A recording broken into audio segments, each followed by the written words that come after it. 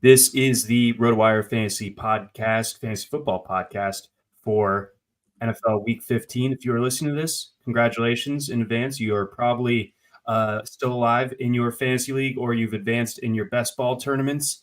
Fantasy playoffs are officially upon us, so you know what that means.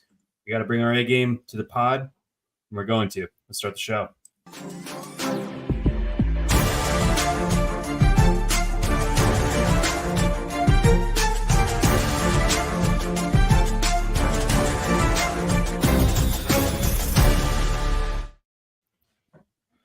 Welcome on in. This is the RotoWire Fantasy Football Podcast for NFL Week 15. I'm your host, John McKechnie, wearing a goofy sweater. That is Mario Puig, looking more business appropriate. Let's get down to business, Mario. This is a metal shirt. No. Which band? Can you say it on the air? Not really, no. Oh, okay. All right, fair enough. I wanted to make sure. Yeah, it's good to be careful with these things. See, exactly. See, that's the podcast repertoire that we've built and rapport that we've built over the years. But let's get down to brass tacks. This is a huge week.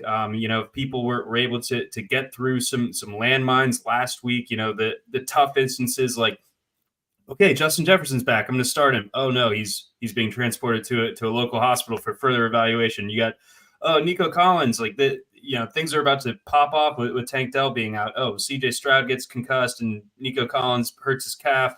Oh boy, my lineup suddenly not looking so good. So I know from my personal experience that I had a couple of best ball teams over on DraftKings that were really brutalized by some of those instances. Speaking from personal experience, but we're still advanced in a handful of those. So we're still alive, nice. Still okay on some underdogs. So we're going to rock with it here, but we're going to lead things off with the Thursday night game, which has obviously taken some twists and turns since, when we were talking a week ago. If we were looking ahead to this game, we would have figured, hey, Justin Herbert's going to be playing on Thursday Night Football. You got Keenan Allen. We'll see what the Raiders look like coming off their bye.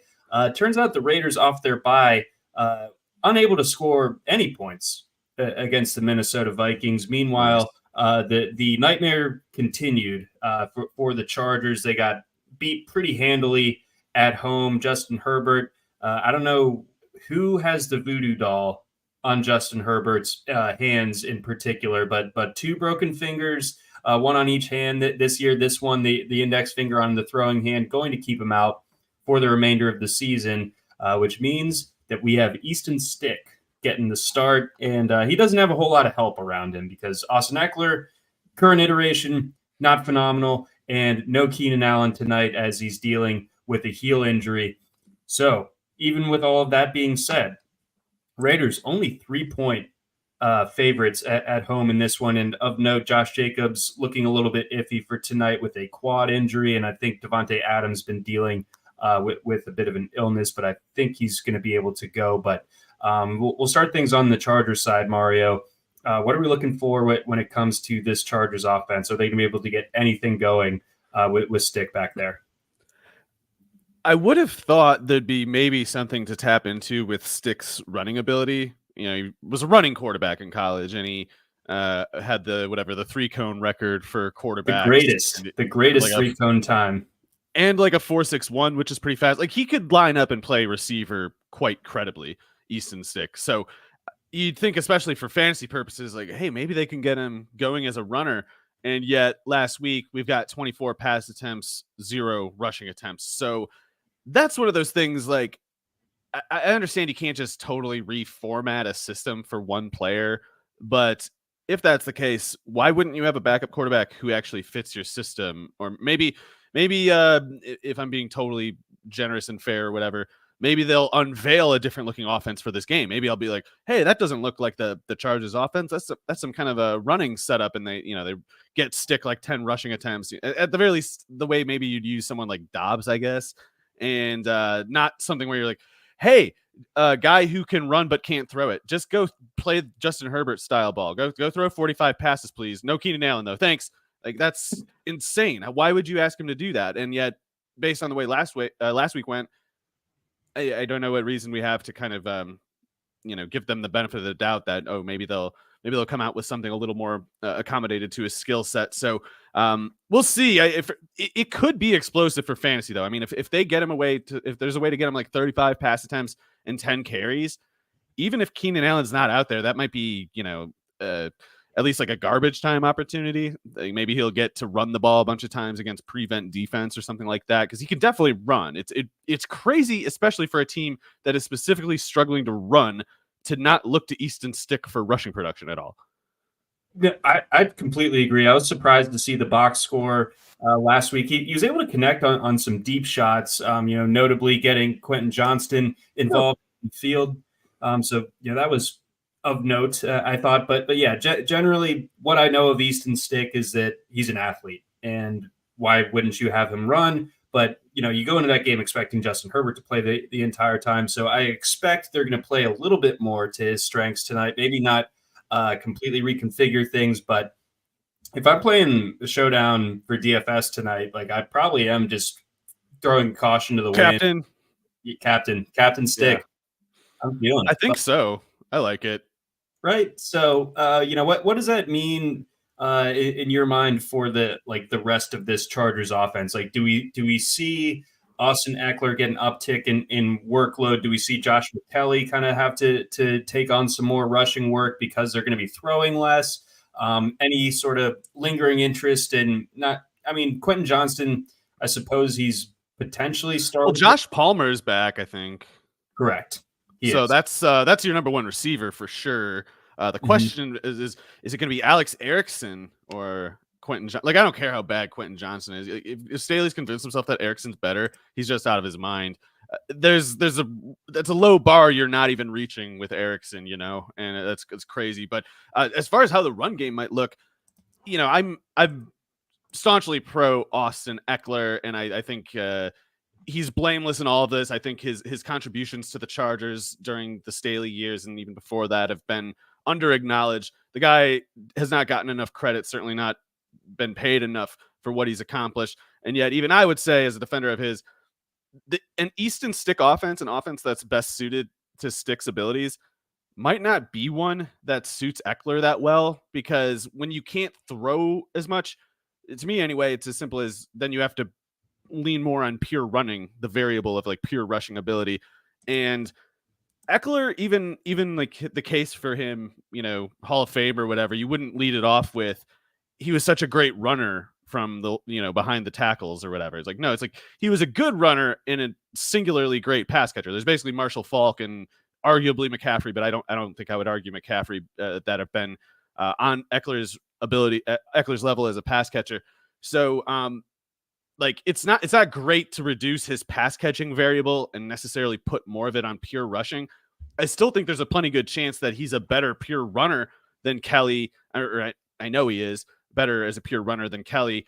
But it also makes it more specifically like a power version of running, from these bigger quarterback run heavy looks. You're going to have to have that John Dwyer kind of threat, like that quick, the Gus Edwards threat kind of under in between the guards. And that's pretty much got to be either build wise anyway. General casting convention would say it has to be Josh Kelly or Isaiah Spiller. And honestly, I just want to see Spiller get a chance at this point if I'm them, because it's like, we know Kelly sucks and you're not competing for anything. Just stop doing this. At least find out if Spiller sucks too, so you can so whether you have to cut everybody in this backfield or just Kelly and Dotson or whoever that other one is. And Anthony chimes in for a bit of clarification, but yeah, essentially, if the Chargers look like what we expect this evening, a lot more run heavy with their approach, and Easton Stick posing a run threat of his own, probably some more conventional run game, and therefore probably a little bit more Kelly / Spiller. I will say, though, I don't specifically expect it. I have no idea what to expect from Staley, but if they were reformatting the offense for Stick, that's what it would look more like, I think. There you go. All right, so that's a good way of drawing it up. Some questions in the chat. This is how you know we're in the fantasy playoffs. We're getting defense questions, and I think they're good ones to have because I mean you really need to like pad around the edges, right? When you're talking about these matchups, especially like the aggregate matchups for 2 weeks, it would make sense, John, to ask like a defense question about next week. To do like Fab today or whatever. Honestly, so you're totally right. So I think so, and therefore getting some questions about the Raiders. Are they a must-start defense streamer this week? Admiral wants to know specifically one of the defenses from this game or the Rams going up against Washington. I think Washington's too much of like a live wire with their offense to where I would probably side with. I think the conventional wisdom would probably point you towards the Raiders, who've actually been solid enough defensively this year. You'd prefer the Raiders over the Rams? I would. Okay. So I'm a little concerned about the Raiders. Is this listing the Chargers as an option from that game? Yes. So you can. I would actually prefer the Chargers just because, Khalil Mack is definitely, or I assume he didn't get hurt since I last looked. Khalil Mack and what's his name, that USC guy, I kind of like them to get some pass rush if it's there. Aiden O'Connell, I think, is awful. Yep. Oh, by the way, 2 starters on that Raiders offensive line are out, including the left tackle. Max Crosby only had the one limited practice on Wednesday with that knee thing. So I'm worried that the Raiders are kind of like shorthanded in a way that the Chargers aren't at the very least. I can understand the concern with the Washington offense, but I don't know. I think I would go the Rams and honestly the Chargers before the Raiders, just because I worry about since the Raiders are such a bad defense in their own right, I worry that there's not really like the matchup based assumption of like a favorable setting, because it's like they can blow it against kind of like an empty net. But these are tougher questions than in different sort of thinking process that we have to go through with defense than we do with like the player takes. There's like a lot more conditions to think through, I think. Definitely, and really good points on the Chargers defense. You can get some sacks for sure this evening, and it's not like O'Connell's escaping the pocket, escaping the grasp of Khalil Mack, who's kind of had an unbelievable season this year that I don't think is getting talked about enough, just because the Chargers are a dumpster fire for the most part. But I think I would pair it to this game specifically because just kind of looking at the odds, you got an over-under in this game of 34. The Washington versus the Rams game's at 50. So that's true. So I think that you're baking in some potential issues there when it comes to some garbage time potentially for Washington, knocking you out of the points allowed points bracket, that type of thing. Although there could be plenty of sacks for the Rams, of course, and some turnovers from Sam Howell himself. But I would focus on either of the defenses from tonight. But either way, I mean, worthwhile discussion there. And then moving on to the Raiders side. So again, it's not looking great for one Josh Jacobs tonight. So some of my zombie best ball teams that drafted Zamir White in the 18th round, maybe they will have a pulse tonight. Tell me if they will. I have no idea what to make of Zamir White at this point. I mean, I am still thinking of him as the Georgia player because the appearances that he's made in the NFL, I feel like aren't really useful for evaluating. It's just it's kind of a lot of noise, and if you try to watch it and get some sort of meaning from it, I think you're kind of just wasting your time, or at least I can't tell whether there's anything there. So while obviously he has done absolutely nothing in 2 years, and while he's overall probably been a little bit of a disappointment for a 4th round pick, particularly given how much they were paying Jacobs, and particularly given Jacobs's preceding reputation, it is possible that White is good or some version of adequate and didn't get a chance to show it because Jacobs was just preempting the leading guy on every sort of task question, and therefore the only one who was almost ever on the field. So White has a shot, but he kind of needs to, when he gets a real opportunity, if it's Thursday in this game, he needs to sort of come through quickly. Like he doesn't get like 3 games to see how it's going. It's more like, okay, I'm willing to give you like 6 drives, and I feel like over the course of that kind of sample, you need to show the ability to start landing some punches, or it's kind of like, yeah, might not really be anything here. Right, exactly. So I'm a big Zeus guy. I like to sometimes picture an alternate reality in which he didn't tear both of his ACLs but dating back to his senior year of high school. But so a bit of a different looking guy than he could have been. But even still, I have some lingering optimism that if given the opportunities like tonight, again, with Josh Jacobs being doubtful, that maybe he will end up being some semblance of productive, at least for this evening. But I don't think like there's too much in the way of like long-term dynasty appeal for him. Let's hit a quick tight end question because there's a decent amount of names to sift through. With Darren Waller potentially coming back this week, where would you have him among a mix of Darren Waller, Kyle Pitts, Logan Thomas, Tucker Kraft, Chigo Okonkwo, who's shown a little bit of life lately, and Tyler Conklin, who's been pretty reliable over the course of this season. I don't know if I'm going for Wall. I think I'm going Pitts against the Panthers. Did they say what the deal? I kind of missed the latest development with Waller. I suppose he's still on IR. Waller was saying, I think yesterday, like he was just waiting for the window to be opened. Okay. Yeah, I have a lot of trouble figuring this one out because if he's supposed to be at 100%, I think I'd do it. But there's a pretty substantial risk that he's not, and they're going to give him like 30 snaps in this game. But he's been out since week 9, so I feel like that's a pretty long time. I feel like that's, I don't know. He's cleared to practice as of Thursday. Right. So I guess if they list him as a full practice participant, I would probably go with Waller. But if he's listed as limited, then you have to double check that he's even going to be active, let alone, the question of how he might do. And let's see, at least that's a noon game. So there's not too much danger in waiting it out. But yeah, I don't know.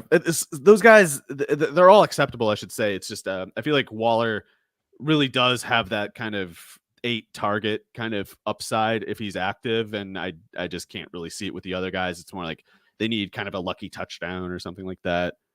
Okay, so if it was not Waller out there, who of that group? Crap. I don't know off the top of my head how the Rams are doing against defenses. Like in the target volume sense, my mind went to Logan Thomas. Oh yeah, the Rams are doing bad against tight ends this year, so I'd probably go with Logan Thomas if not Waller.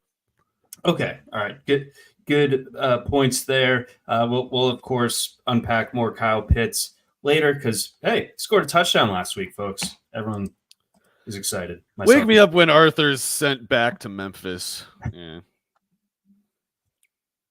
Yes. Let's see here. Before we move on to the Saturday slate, Saturday we get a triple header of games. Very excited for that, and all of them pretty good. We got a message from our friends over at Circa, who's also pretty good. Get ready for the ultimate big game parties at Circa Resort and Casino. Super Sunday is in Las Vegas this year. Watch the big game poolside at Stadium Swim's big game viewing party. Massive screen, booming game sound, and a view of the pyrotechnic and visual effects throughout the game. Snag the best seat in the sun with day beds, poolside boxes, cabanas, and more. Or touchdown at the world's largest sportsbook. That's Circa Sportsbook. For the Big Game Bash, 3 stories of football glory featuring a 78 million pixel screen. Book your seat with a variety of reservation options, including bottle service, open bar, stadium-style food, and more. Don't miss these legendary viewing experiences on February 11th. The big game parties only at Circa Resort and Casino. Reserve today at circalasvegas.com. Again, that's circalasvegas.com. And we got a message from our friends over at Blue Wire. All right, jumping on over to Saturday. But before we do that, we do have an interesting kind of high-level wide receiver pick one to sit out of a pretty stacked quartet of receivers that we're talking about. I'm assuming this first one is Tyreek Hill. So the issue there, of course, being the injury. Is he going to be good to go? Is he going to be 100%? And then a reasonably tough matchup against the Jets. And then which of the 2 Rams receivers, either Puka Nacua or Cooper Kupp, or DK Metcalf against the Eagles. My inclination is to bench Metcalf, barring anything going on with Tyreek Hill. because I think both the Rams are going to go off this weekend against Washington. I have a hard time sitting either of those guys. Metcalf, though, I mean, I don't know. The Eagles are giving up big plays to receivers. We've seen Metcalf go off in big situations, like, pretty recently. Like, he was killing it against Dallas. So it's going to make you queasy if you have to sit him. But I think that, like, the floor ceiling combo for those other three is enough for me to probably bench Metcalf of those four. Yeah, this one's an easy one to get wrong. If Hill is active, I pretty much have to start him. And I think I have a little more trouble with the remainder than you, John, because I think this is a really prime setup for Metcalf. It's if Dallas was for some reason his best matchup on the year, then I think this one or like Arizona have to be the second most favorable. And I know that this makes the question more easier to get wrong yet, but I feel like, especially if I'm in a tournament kind of setting, if I'm getting greedy, if I feel like I need a lot of points, I'd probably just pick one of the Rams. Because at least in that game, I'm a little worried about Kyren Williams getting the running game going quite a bit. And I don't worry about that with Seattle. Like, I like those running backs, but I just don't believe that the Seahawks can run on the Eagles. So Seattle has to chuck the ball at Metcalf over and over, so I assume. And I worry that the Rams might not need to use both of those guys. But you're right, there's a lot to like with both Kupp and Nacua. I guess if I had to sit one, it would be Nacua, but maybe I'm just defaulting to preseason ADP or something. No, I think that definitely makes sense. And it's a lofty presupposition to make, like, even against a defense as friendly as Washington's is to opposing receivers. You're starting two guys from the same team, and it's not a DFS lineup. It's your season long lineup. It can make you a little bit more nervous. So maybe you want to spread the wealth a little bit and go Metcalf. For the record, we have all of these four guys inside of our top 12 on the RotoWire rankings this week. So you probably aren't going to go super wrong, but the important thing is to get it right. So for me, again, assuming that Hill is good to go, I'm starting Hill in the Rams, but I definitely understand the Metcalf appeal. And if I'm starting Metcalf, I probably am benching Nacua in that instance.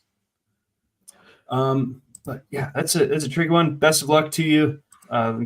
Fernando, best of luck. We'll have to circle back next week. Let us know how that went. Let's get things rolling for Saturday. We got the Vikings going to Cincinnati to face the Bengals, a battle of backup quarterbacks, and yet the total sitting at a healthy 40.5.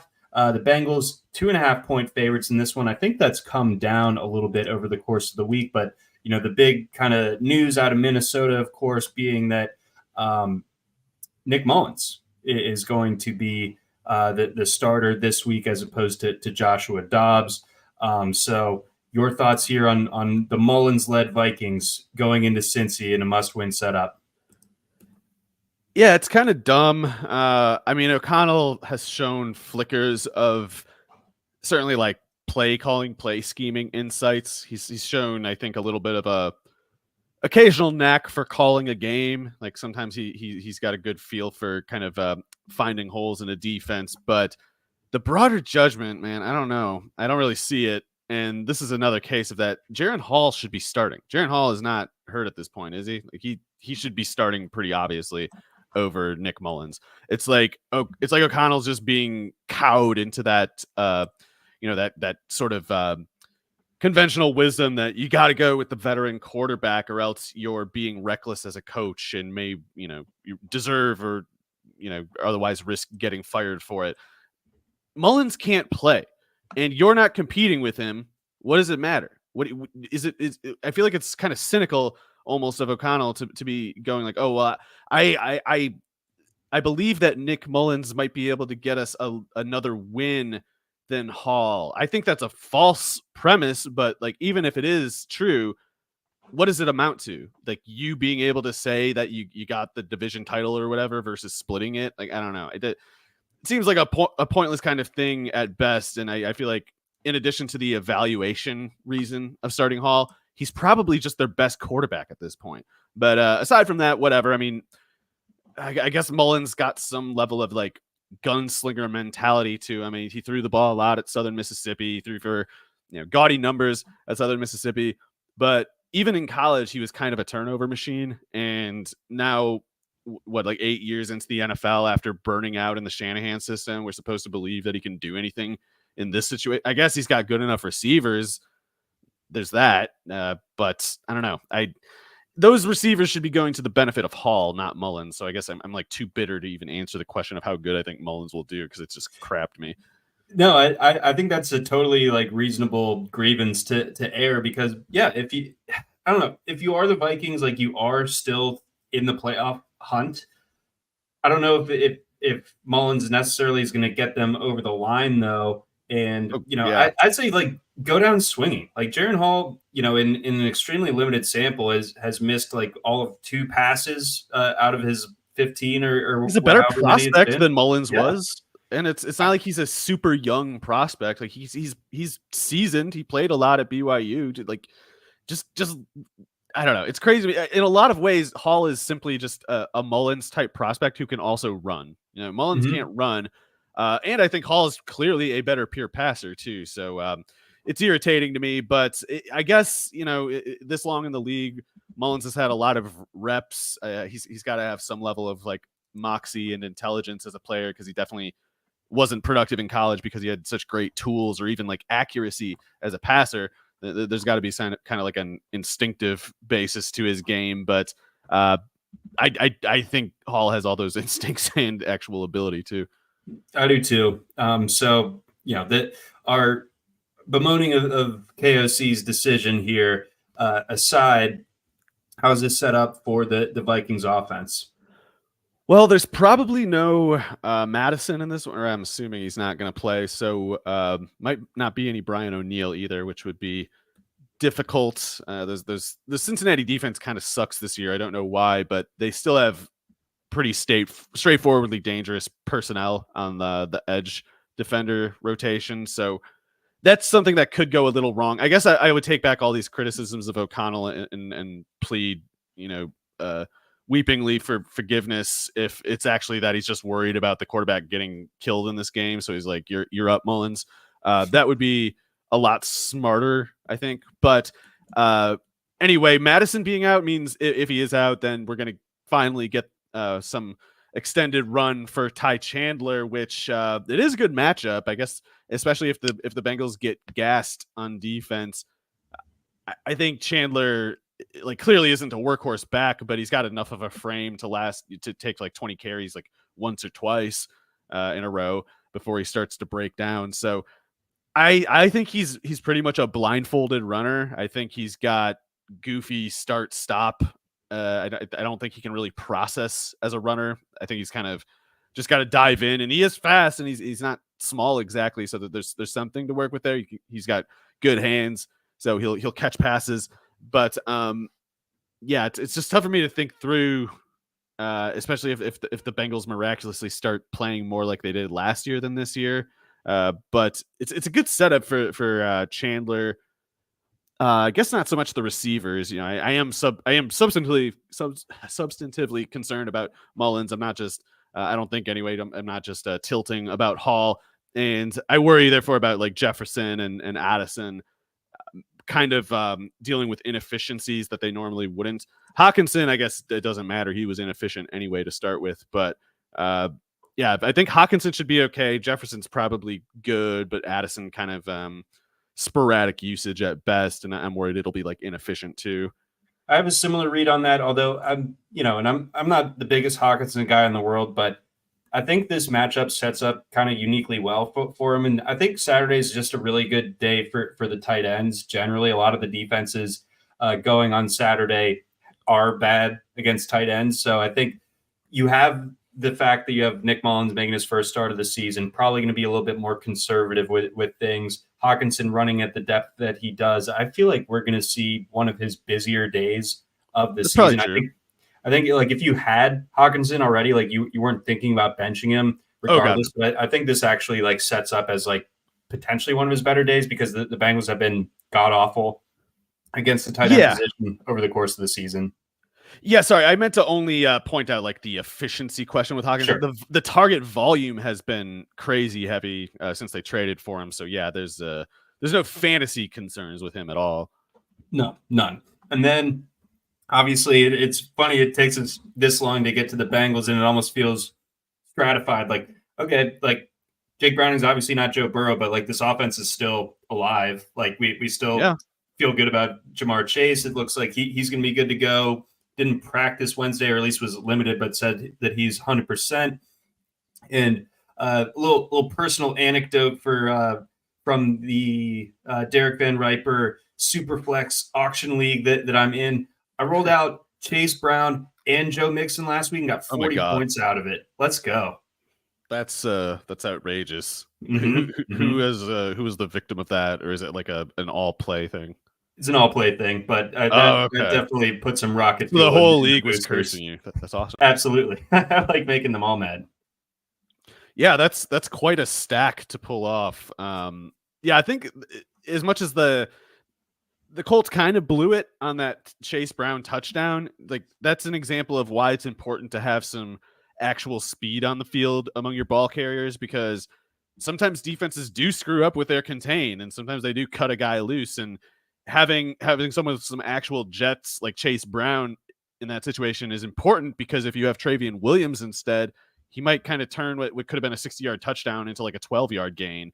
And then Jake Browning has to make 4 more plays that don't necessarily go that well, or, as well as certainly the way it went. So, but I do think Brown is not just like, whereas Ty Chandler is a blindfolded runner, Chase Brown is not that. He's got the jets, and he can actually run. He can play from scrimmage. He can navigate between the tackles through all the levels, through pretty much any kind of carry you're thinking of. He can play as a drawback if you want him to, or he can be a starter like he was at Illinois if the opportunity presents itself. And yeah, it's kind of interesting. Even though he was such a workhorse guy, such a volume-based producer at Illinois, it always, I think, was worth wondering, like, what if you just let him drop 7 or 8 pounds and play like a 20-snap role? Like he could probably look pretty fat, a step faster maybe, and that he traded off some of the volume doesn't matter because you got this other guy starting anyway.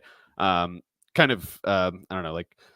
Anyway, I don't know who he compares to exactly, but it's some version of good, I think. And I'm definitely, as you can see, I'm intrigued by the speed specifically, because Mixon's one of those guys who I think is more just athletic in like human terms than in functional football terms. Like he can do probably lots of like cool tricks and stuff, but to be a running back and to really be consistently productive as a running back, you kind of have to either have the space generated for you at the very least, or you have to be able to kind of start quickly and actually tap into that athleticism functionally.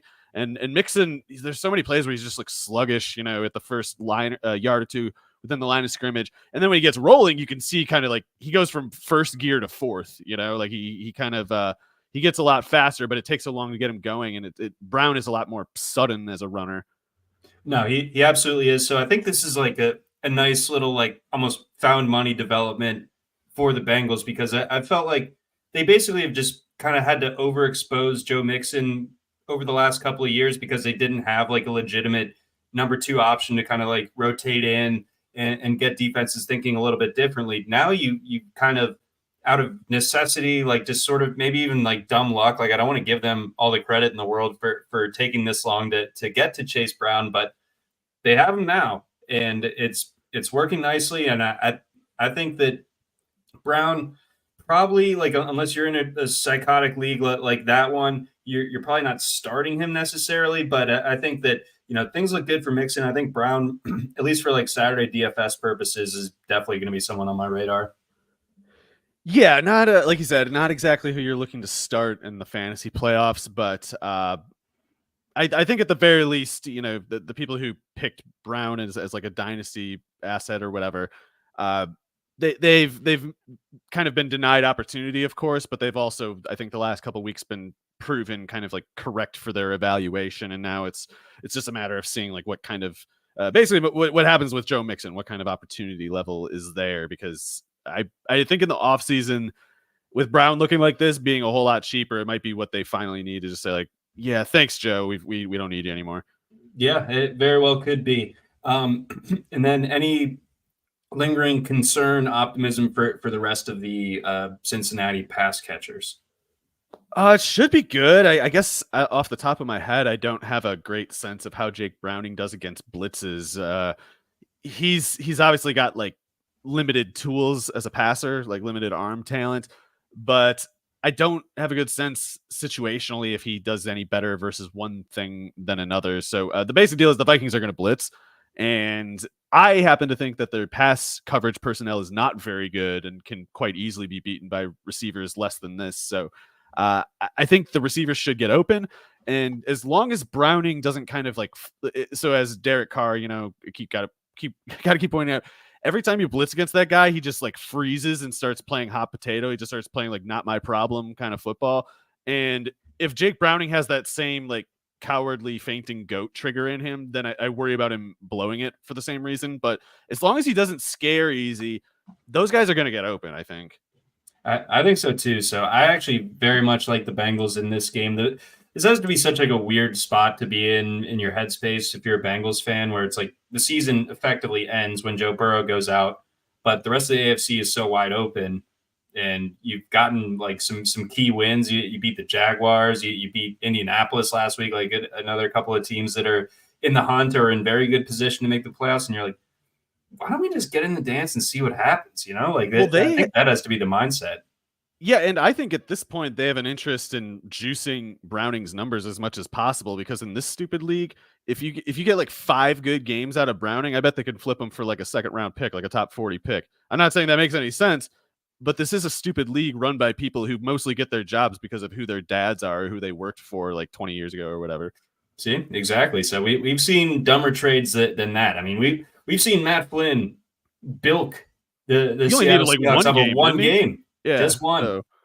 So Browning's already there. He's already. It's like, can he do more? Is he going to be more than that, or is he going to merely be that? I think. Exactly. Moving beyond that, we do have one question not related to this game, lightly related to the Thursday game though. Who would you start this week, Olave or Devontae Adams? Well, I guess we got to keep an eye on that injury situation for Adams to know, or the illness. Sorry. But if Adams is in, sorry, what was the other option I was meant to load? Chris Olave against the Giants. I don't know, man.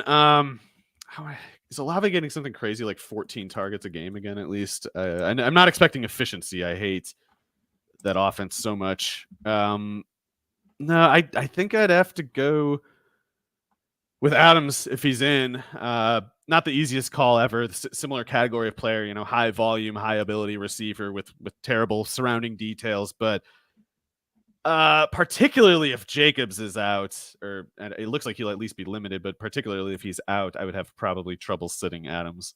Yeah, it's probably the big Adams night. And Olave, for the record, did not practice Wednesday due to an ankle issue. So I think there you go. Adams, I think, can play with the cold versus Olave being slightly hampered with that ankle. Let's get on to Saturday afternoon. We've got the Steelers and the Colts. We've got the Colts setting in as 1.5 point favorites. I think my pick for this game would be the Steelers, just because they're underdogs. Again, they clearly are terrible when they're favored. But yeah, this is do or die time for them. This is nut cutting time for the Steelers. I mean, you lose 2 gimme games, all of a sudden, like you're in deep trouble as far as your playoff hopes are concerned. Yeah. Sorry to have to ask, but do you know, was there any initial suspicion of whether Watt and Highsmith are likely to get cleared from their concussions? They were both in practice, Watt as a full participant most recently, but Highsmith only limited, which I guess conventionally you might think like, well, Watt's got a better chance of getting cleared than Highsmith, but I don't know whether there's anything to know in either case. But I guess if those guys are, I hate to have to say it this way, but if those guys are out, I barely see that as the Steelers defense anymore. So if those guys are out, that kind of changes a lot. But man, I want to pick the Steelers for all those reasons you said, John, but is it going to be Trubisky again? Like it's Oh going to yeah, be Trubisky, isn't it? So it sure is. I just don't know at this point what evidence there is that he is as good as Mason Rudolph. You know, I don't think Rudolph is good at all. I think it also wouldn't be shocking if they were like, yeah, he's better, but everybody hates him, so we can't really pick him. We're just hoping some other team gets us a comp pick when he's finally off the books for us. But if they're trying to compete, I feel like Rudolph is clearly better. I mean, as a passer, he definitely is. There's no serious question about that. So yeah, if it's Mitch, I'm sorry. I mean, I have a lot of respect for Mike Tomlin, but I guess if I'm reducing this game, it would be something to like something like Gardner Minshew and Shane Steichen versus Mike Tomlin and Mitchell Trubisky. And I don't know if there's anybody you could name in Mike Tomlin's place that would make me get over the Trubisky part, you know, to balance the scales. Like Mike McDaniel doesn't matter. Don't care. Just I can't see Mitch Trubisky. Every play with Mitch Trubisky, John, reminds me of the Gus Frerotte wall celebration. So like every play looks like that. Like it's just that's how he plays football, just like lowering his head and running into things over and over. It drives me crazy. I can't stand to watch any more of it. No, it's awful. It makes like I feel like people get on George Pickens for being very animated on the sidelines. I feel he's right. Yeah, like he's virtuous. He's saying what all the Steelers fans and fantasy managers are thinking. Like we're just tired of this nonsense. It's so gross. Yeah. Anybody criticizing Pickens can, but that's also not to entirely be joking about it, but Deontay Johnson, I noticed was not practicing yesterday with the knee injury. So I don't know if that was like a maintenance kind of thing, but I guess we got to keep an eye on that. But yeah, it's no small part of the Trubisky frustration is just watching Pickens and Johnson just kind of being open all the time, and it's just it's like there's this guy with drunk goggles just throwing it in the dirt at them, and just crazy to watch this offense try to run with Mitch. But yeah, Pickens is the man. Him and Johnson are getting open. Definitely isn't their fault, and honestly, if someone is brave enough and otherwise insulated from the repercussions enough to, as George Pickens might be as a second round pick with obviously a lot of talent, if someone like him can speak up and say criticisms of the GM or whatever that the coach does not feel safe to say, then that's all that much more good on Pickens. He's being a lightning rod for a lot of people when he does that. No, exactly. So would love to see that. I feel like the criticism of him generally is usually like a good sign to me. Yeah, it's a good Rorschach test of who's a freaking loser, dude. But beyond that, McGilla Gorilla has a good question. Zach Moss has obviously been really chalky the last couple of weeks, and it's hard to take him out of your starting lineup, if Jonathan Taylor is not playing. But can you trust him this week? Insofar as you can trust pretty much any player, I think. Like it's the Titans game aside, he's had the Titans game was like a perfectly good excuse for not really producing. Like the run defense for years has been really tough, and that's just understandable that he would struggle against them. The Bengals, admittedly, there's less of an excuse for it, but weird things happen, in 50 snap samples. Just wacky stuff can happen. And they were down for a lot of that game, by a lot. Yeah, and honestly, you can look at that first Titans game as an example of this. I mean, he had 165 yards and 2 touchdowns on 23 carries against the Titans and 49 snaps. And like he did a great job, and I think Matt Moss is a good player, but those numbers didn't happen because he was that good. It was just a weird thing. And similarly, I think this Bengals game, it's like, I wish, he had done better than 28 yards on 13 carries, but that he only did that doesn't mean a whole lot to me. It's just 13 carries. So I think with Pittsburgh, particularly with Trubisky at quarterback, my God, the Colts are going to have plenty of time to run it. Like they're not going to have to play catch up and limit Moss to 13 carries. I'd be pretty shocked if Moss doesn't get to at least 18 carries in this game. And if I had to bet the over, or if I had to bet the over under, I would say over even that number. So the Steelers defense I don't have a great sense of their run defense abilities. Like, it strikes me as kind of average to competent, but Moss is a guy who kind of thrives with a volume workload. Like, he not durability wise maybe, but he definitely grinds down a defense over the course of a game. And if he holds up physically, like, he's prepared to run that kind of distance, take on that kind of burden. So I think this is even though it's not so obvious how he breaks through the defense, the likelihood of a really big workload, an outcome I think made more likely by the Trubisky factor, that the unlikely chances of the Steelers putting up points and forcing the Colts to abandon the run. So I would sooner say big bounce back game from Moss here. All right, so toss up.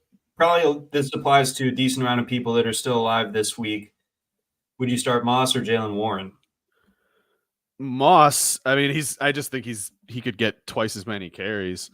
And the better setup generally, and better player, but I know how that goes when you can't offer any cautionary details about Jaylen Warren without people getting really pissed off at you. Oh yeah, I'm seething as we speak right now. I can't believe you would say anything. You especially, yeah. Right. Let's see. Beyond that, say you're playing the full Saturday DFS slate. I want to frame some of the rest of these Saturday games through this lens a little bit. Any sicko plays that you would consider for your lineup from say all three games, the last one being the Denver Lions game? Sicko play. Do we have like from this sicko Indianapolis line that we have to choose below? Let's call it for a receiver or running back 4,200 or less on DraftKings. Well, no Steelers in that category. They're expensive, and the quarterback is Mitch Trubisky. Colts, Pittman and Downs I like enough, but they cost too much to qualify.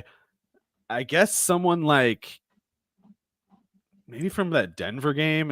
I forgot to look at what the Broncos have done the last couple weeks, but Mims, if Mims is given a shot, I would like him, especially in a dome against those corners. I know they can't run with him at all, but more realistically, more like cash game viable, I guess, would be maybe Josh Reynolds. He's not hurt, right? I'm not sure, but let's say this. All right, so Josh Reynolds.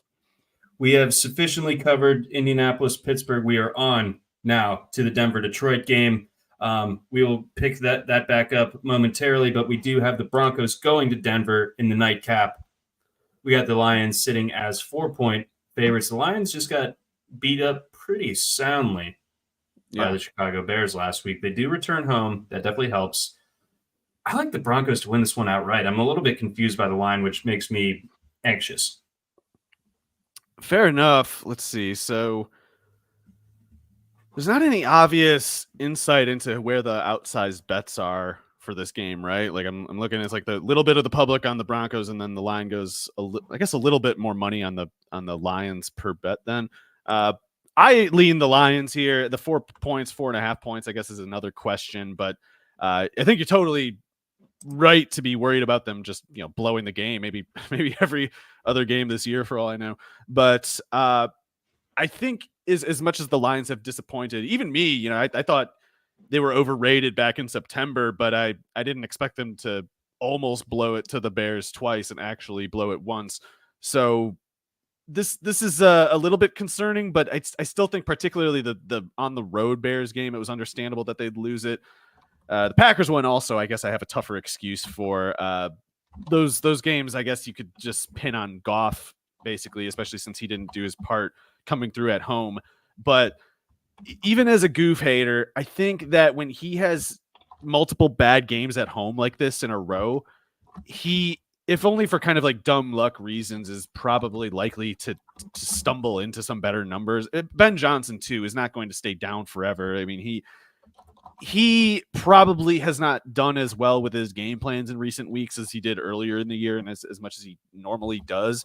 So I think you can see, a suspiciously low batting average and balls in play for both of those guys going into this game. And Denver's a tougher team than I expected them to be, especially after how they looked in September. But I feel like the kind of team that hurts the Lions the most is one that can kind of get a lead on them. And the Bears would not normally qualify, on the short list of candidates for that. But sure, it's still, I think, tough for me to imagine the Broncos like getting into a lead where Goff has to play off script and play in an uncomfortable setting. And I feel like the run game should be rolling here. I think this should be as comfortable as a game as Goff has had in something like 2 months. So I think that even though the Lions were overrated back in September, that they're still, in my opinion, not bad enough to blow this many games in such a short amount of time, and especially with 1-3, I guess, as it were, being at home. I don't know. I have some lingering feeling that the Lions somehow might fumble the division bag. Totally fair. Yeah, I mean, I'm not trying to offer any like reassurance that the Lions can't screw it up because they're that good. It's more like, I don't know, they're at home against the Broncos here. that's right. Where I'm leaning, and I don't get me wrong, I like the Lions and I like Dan Campbell, so there's probably someone that wants them to win, and maybe that's why I'm leaning that way. I don't know. I mean, I get it, and objectively, if the Lions play their best game, it's definitely better than what Denver has. But Denver has, a way of dragging teams down a little bit. They've played better over the last, month and a half or so. Getting off the mat after being 1-5 is, pretty impressive in its own right. I, don't give them a ton of credit for last weekend's game as the Chargers, but I thought they hung in there nicely against the Texans. I don't know. I think that they're sum in total, like playing a better brand of ball right this second than Detroit is. I know Detroit being at home certainly helps steer things. I at the very least like the Broncos to keep this to a field goal, so I like them against the spread. But I don't know. I won't push back on that one. I mean, I think the Broncos, the style of play that they have, even when they win, it's almost necessarily a close game. Like being a lesser team personnel wise, they want it to come down to a coin flip if they can reduce it to that, because they know that, the longer the game goes, the more their lack of firepower is going to show. So even if the Lions manage to win, I wouldn't quite want to take the over on 4.5. Yeah. Same here. And then let's see. Can we briefly get a pulse check on Jerry Jeudy? What do we do with that guy? I don't think the offense really uses him at this point. That's kind of that's part of what I meant when we talk about giving cover to Russell Wilson and hiding Russell Wilson. Running an offense such that you can win a game without making Russell Wilson throw more passes than he can get away with. Part of stripping down that rollout entailed basically removing some of the more ambitious details of the passing games from even last year with Hackett. It's like they made it a priority to get Jeudy going, basically, more than they understood it as the priority being getting Russell Wilson going. Like they thought they were the same thing. They thought, we got to get Jerry Jeudy going, and then the numbers will all add up with Wilson. Whereas the reality was, and as Pete Carroll knew, like you actually have to reduce the passing ambitions of this offense, or you will overexpose Russell Wilson. And Sean Payton has learned that. That's why they try to keep him at 25 pass attempts a game, if at all possible, and to have the necessary run blocking personnel in place on the field to run the ball that much, that high of a share of your offense to go to the run game. You necessarily have to remove so many of the play packages that Jerry Jeudy otherwise draws targets so reliably. Like if they run plays where Jeudy can get targets, which is to say a setup any more complicated than basically like drop back, find Sutton, just chuck it at him. That's the offense right now. And that's all Wilson really can do without kind of falling apart. And I think if they started spreading things out more and throwing the ball more like last year, trying to get Jeudy going, he'd probably have better numbers to show for it. In fantasy, he'd be useful, but Russell Wilson would be turning the ball over 4 times as much. Right. So for it's a cut off your nose to save your face type of thing. I still think he'll be productive on another team, but definitely not any Russell Wilson team. At least not while Cortland Sutton is there. Look, I stacked the Broncos a little bit last week in one of my lineups, and get the foot down, Jerry. Get the foot down. Not a complete player. Just he's one who is so elusive. I think he'll always be able to draw targets rapidly, kind of, I don't know, like Deontay Johnson mold of player, I guess. Not a true number one, but some team that throws the ball a lot, I do think will have a use for him as like a, wide receiver 2 type down the road. Not this year, though. There's no hope this year. Nope. Abandon it. Then I mentioned how Saturday's a good day for tight ends. I think this is a great setup for Laporta.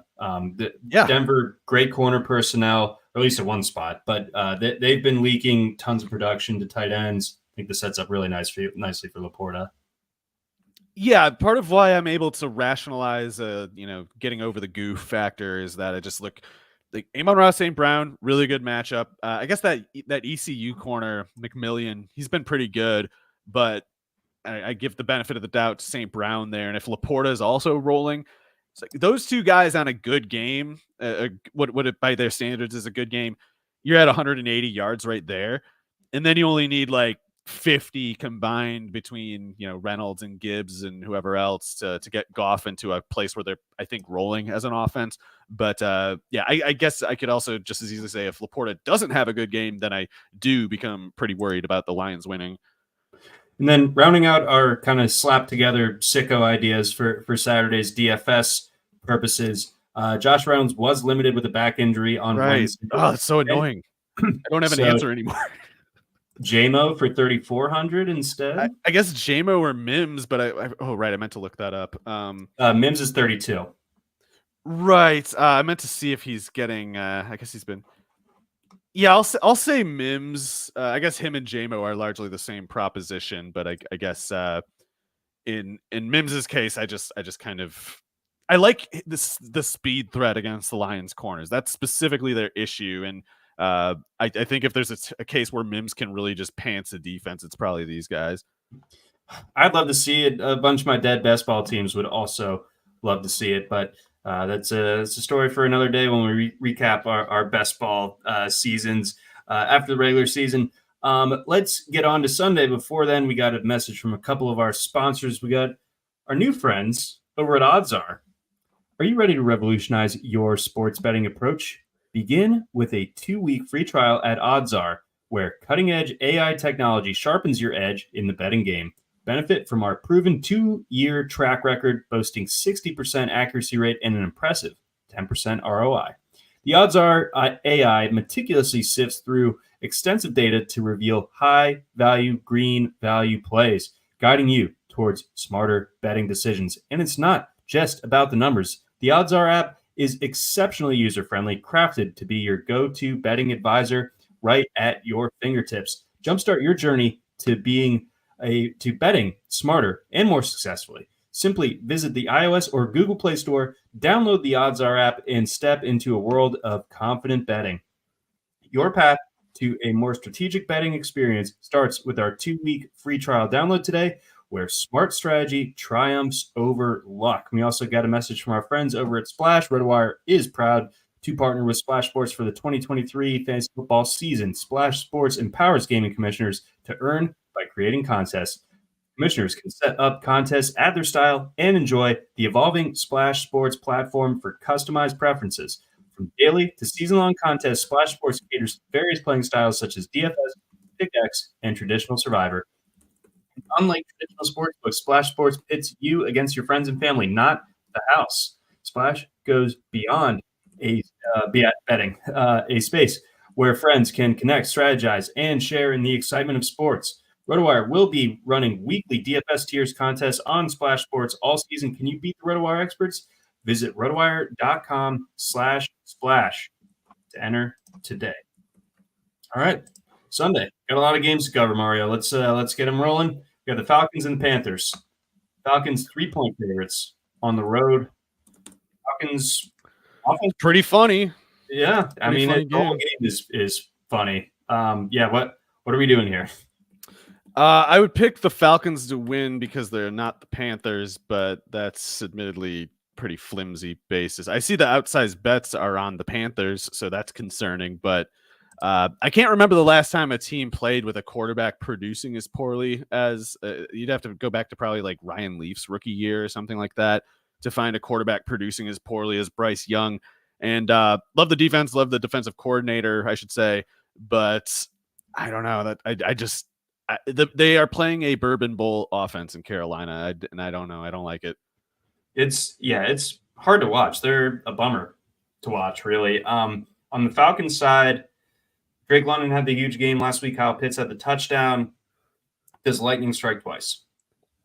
Well, I think the problem with Pitts is there is structurally no coherent way for the Arthur Smith offense to feature him. Like the Arthur Smith offense, it turns out, just doesn't use tight ends that way. And that's something that can only be fixed by having a quarterback who can throw for enough volume to sort of just create room for Pitts on that basis. Because the structure, there's nothing there. Like, I don't doubt that Arthur has been trying to get Pitts going, but can't figure it out. But that is the case either way. Whereas London, being a receiver, it's easier, I think, for him to kind of stay involved structurally. Like there's nothing particular you need to do to help London draw a target. Like he's awesome for a lot of reasons, but one of the main ones is that he can just do any kind of receiver task. Like I guess he's not really a downfield guy, but he's so unbelievably good at landing just jabs from any situation. Like he just lose corners, especially for how big he is. The way he eludes people is pretty crazy. So whereas my concern with Pitts is that he needs a dialed up play action look that lands and is executed perfectly to get kind of like rolling in a game. London only really needs Ritter to get to 125, 150 yards. And I feel like that necessarily can only happen almost always with London doing, upwards of half of the lifting. So I still think Pitts is an awesome player. I believe it or not, need a lot more evidence against him before I'll move on this. That rookie year in his college career, that kind of settles it to me for the indefinite future. But Arthur Smith, in the meantime, is an obstacle I don't think Pitts can get over. Not with that quarterback, anyway. No, I don't think so either. So, it's going to continue to be miniature spike weeks from Pitts, followed by, weeks where we get disappointed. So that probably is the case. Our guy, Nick Whalen, kind of unprompted sent me a picture of the forecast for Charlotte on Sunday. It looks like it's going to be a little chilly and a lot rainy on Sunday. Interesting. I guess I don't know. Does that hurt either team more than the other? I don't know that it does. I would imagine that it somewhat, hurts our expectations for the Falcons passing game. Like you can still expect like Drake London to get going, but it's probably not going to be everyone is eating like kind of the way it was last week. Yeah, I guess it doesn't hurt the Falcons just for the fact that they might have been able to throw for 150 yards, and now they might not be able to, whereas the Panthers wouldn't have been able to either way. Nope, absolutely not. And then McGilla Gorilla notes that it's Bijan week. Bijan is going to feast. That's where my head went. That's kind of, I think it might take a little volume, but I think they'll get the opportunity for volume. And if Arthur is particularly sharp, if we get sharp Arthur in this one, I actually think that it makes a lot of sense to get those early game carries to Algier just to tenderize the defense and then make it a priority to get 20 to Bijan. And I think and again, this should be an option because it's not like Bryce Young is going to air it out and put, hang 10 on the board and make them catch up from that point. They should have the luxury of running both of those running backs 10 plus times. And hopefully closer to 20 in the case of Robinson. Yeah, so we have Bijan ranked as RB5 this week. I tend to agree. Let's go Bears-Browns. Sneaky, interesting game. The Bears playing a much better brand of football over the last month. Bears fans like to note that they are 5-4 in their last 9. Hang the banner. Pretty good. But beyond that, Joe Flacco playing well for the Browns, gets the win last week against the Jags. The Jags obviously made a ton of mistakes in that game, but Joe Flacco, for his own part, did not make many mistakes, and he hit a long touchdown to David Bell. So yeah, that was a busted coverage, right? It was. That was the David Bell needs. But anytime David Bell, that had to be his first touchdown, right? That had to be his first catch over like 6 yards in the NFL. Yep. So David Bell, good to see him I mean, I got nothing against the guy. It just kind of seems like he was a college only kind of player. Joe Mhm. Flacco is a weird one to think through because in general he's not very good, and even in these good games of his, he's not really been that good. But he has been a lot better than I wouldn't say he was better than Watson was, but he's so much better than PJ Walker and Dorian Thompson Robinson that it's had a profound effect on the Browns and their ability to compete, because they should have been a pretty easily competitive team. It shouldn't have been so difficult. It probably wouldn't have been so difficult if Watson hadn't gotten hurt. But going to Flacco has because they have so much kind of support. I would say their offensive line is good. Cooper, and I guess to a lesser extent more so Njoku, I guess. They're getting a chance to get kind of easy, basically competent targets for the first time all year, and you're sort of just seeing this. It's like everything just got easier all of a sudden. And I guess that's mostly on the basis of Flacco making better decisions. Like, his throws have been kind of crap, but he's not doing just inexplicable things or throwing into triple coverage and stuff like that. And that it's turned out to be a major improvement for the Browns. So if their defense, especially if it can get to kind of the way it was the first half of the year, and injuries have definitely complicated that, they could be a legitimately dangerous playoff team in 2023 with we got 3 good teams this year. The Browns in that kind of environment actually are pretty dangerous, I think, going into the playoffs. I do too. Like, I as a Ravens fan, I have concerns about Joe Flacco playing in Baltimore. I don't know. And the Browns, I mean, they beat the Ravens back in Baltimore a couple weeks ago. Something I kind of like about Cleveland right now and going forward, they're kind of bullies. Like, especially like the defense we know is good, but like the offense, like they just got big guys. Like they got Njoku, big guy. They got Amari Cooper, big guy. Cedric Tillman, like he's just kind of a bruiser out there. I like watching him play. I always liked him at Tennessee as well. I felt like we could have been talking about Cedric Tillman a lot more if not for that ankle injury his last year at Tennessee. But I'm happy to see him start to get some reps. So like they just like they're just bigger dudes than most of the teams are going against, and therefore like it's oftentimes if you're not up to that physicality challenge, like the Browns can definitely get the best of you. Yeah, as much as I haven't been a fan of Kareem Hunt in this offense, I guess I should appreciate that they've had the role for him that they've had, because you could tell they were like, we got to get somebody carries between the tackles just so our offensive line can kind of lean on the defense a little bit. And keeping in mind, which is to say they're keeping in mind the physicality aspect of how to set up a defense. And a lot of coaches, certainly a lot of analysts, I think, have lost sight of that. And it's like Kevin Stefanski took like a summer class from Pete Carroll, on how to deal with Russell Wilson. And he's like, you got to run between the tackles a certain amount if you want to get the defense and the builds that you want them in to expose these other weaknesses. And it's like they've kind of come to understand Hunt as like a placeholder toward that end, even though I think I criticized them before about not getting Jerome Ford the ball enough, but I think watching them more and more, they have specifically made the effort to get Ford like the high value touches, or I should say like the important touches. It's like when they're like, okay, we need these yards, they'll go to Ford. Whereas when they're like, it's 2nd and 2, put Hunt in. We don't need 4. So I mean that they're mixing and matching, making it work. I mean, the fact that they've, they got poor play out of Watson to start the season, then he starts playing well, then he gets hurt, and they're still in this position. Like, I kind of give it up to the Browns. Like, I'm impressed by them. But the Bears, again, I was very underhanded with my compliment of them earlier, but they have been playing better. They beat the Vikings on that Monday night game. They come out last week and really kind of took it to the Lions. What kind of threat did they pose in this setup, or is this something where, like, the Browns, by virtue of being at home where they are very, very tough, is this just going to be a little bit too much of a tough setup for the Bears to have any success?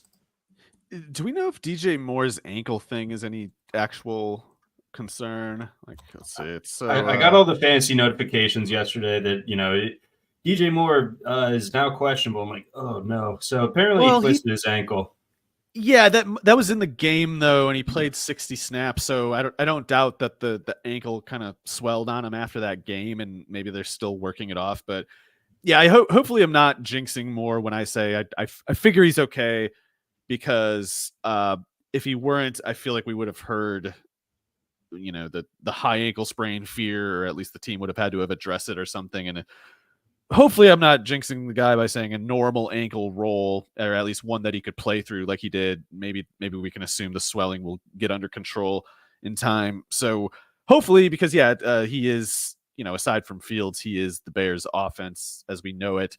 And they have surprising amount of difficulty getting anyone else to produce. So I like Fields. I think, I hate to give some, I don't mean to give credence to credibility or whatever to some of his critics when they gripe so much about him getting through reads or whatever.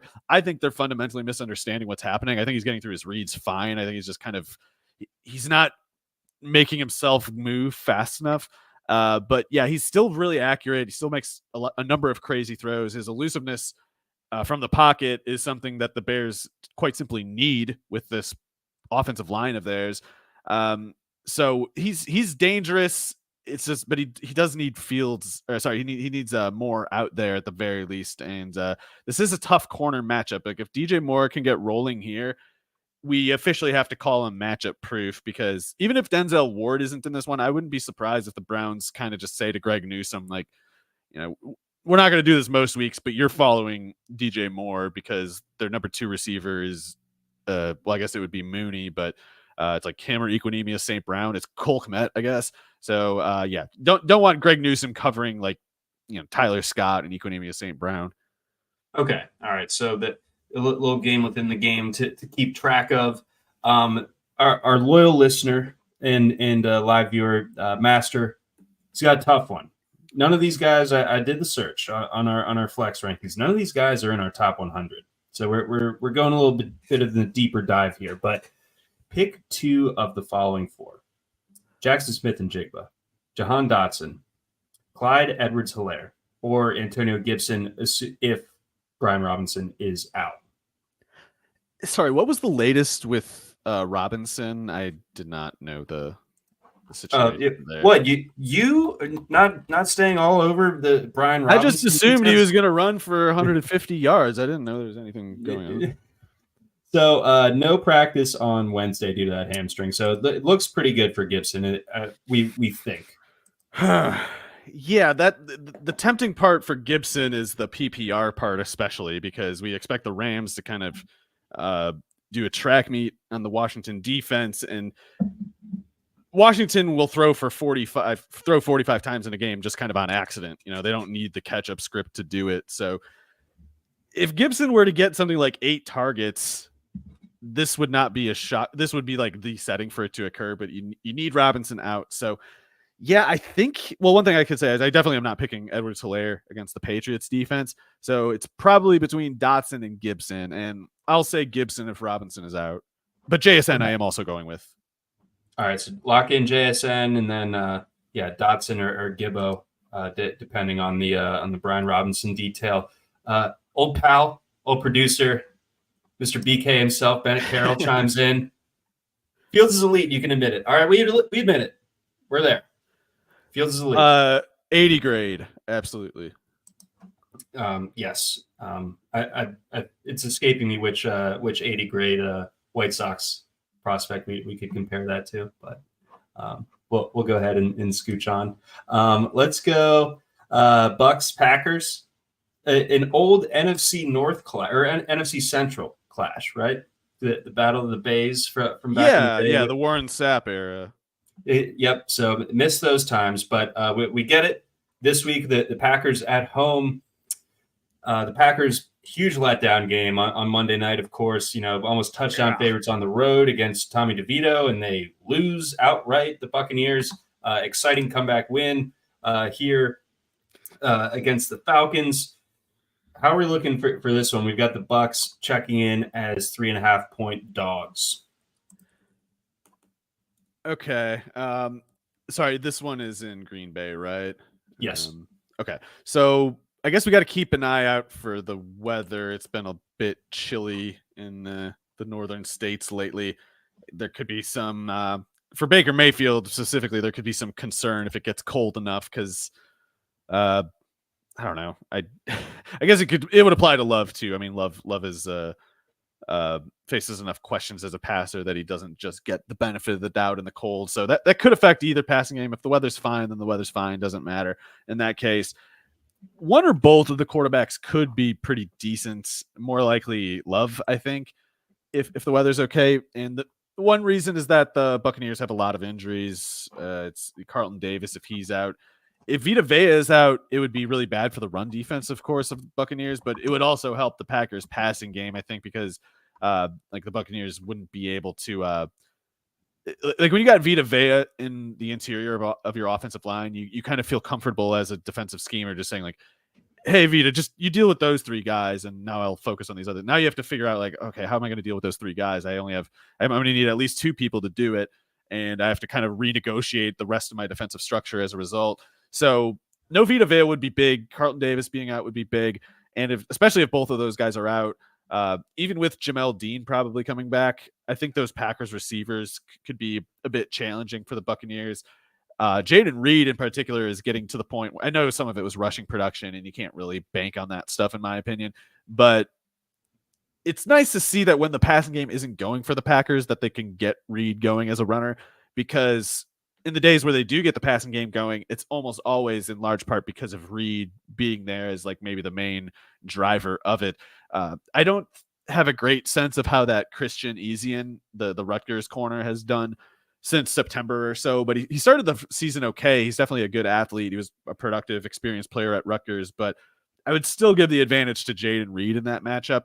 And I think Dobbs, Wicks, they can probably get lateral against Dean if they need to, and if they're going against Zion McCollum or whoever like that, they can probably get something going there. So I feel like Love should have some guys open, and that might, to be fair to him, that probably wasn't the case that much against the Giants. Like the Giants defense has gotten better lately, and their corners especially have gotten better lately. Like their loadout to start the year had been a problem. Adoree Jackson got hurt early, and then they were pretty much just leaking water at basically all three corner spots. Lately, they've gotten it together, and I think that this will be an easier matchup for Love. And then looking a little bit more long term, Matt wants to know, a little bit of a temperature check on Christian Watson long term. Well, there's certain frustrating details about him, and it kind of invites more frustration all the time because he's also got the tempting details that sort of lure you in to kind of getting into these trap situations. And it's going to be like any injury prone guy with tantalizing big playability. It's going to be really difficult to have them in your lineup at the right time, and it's going to be really easy to have bench points with them. So that's even if he's playing. And in Watson's case, I hate to say, like there's a pretty uniquely concerning injury history there.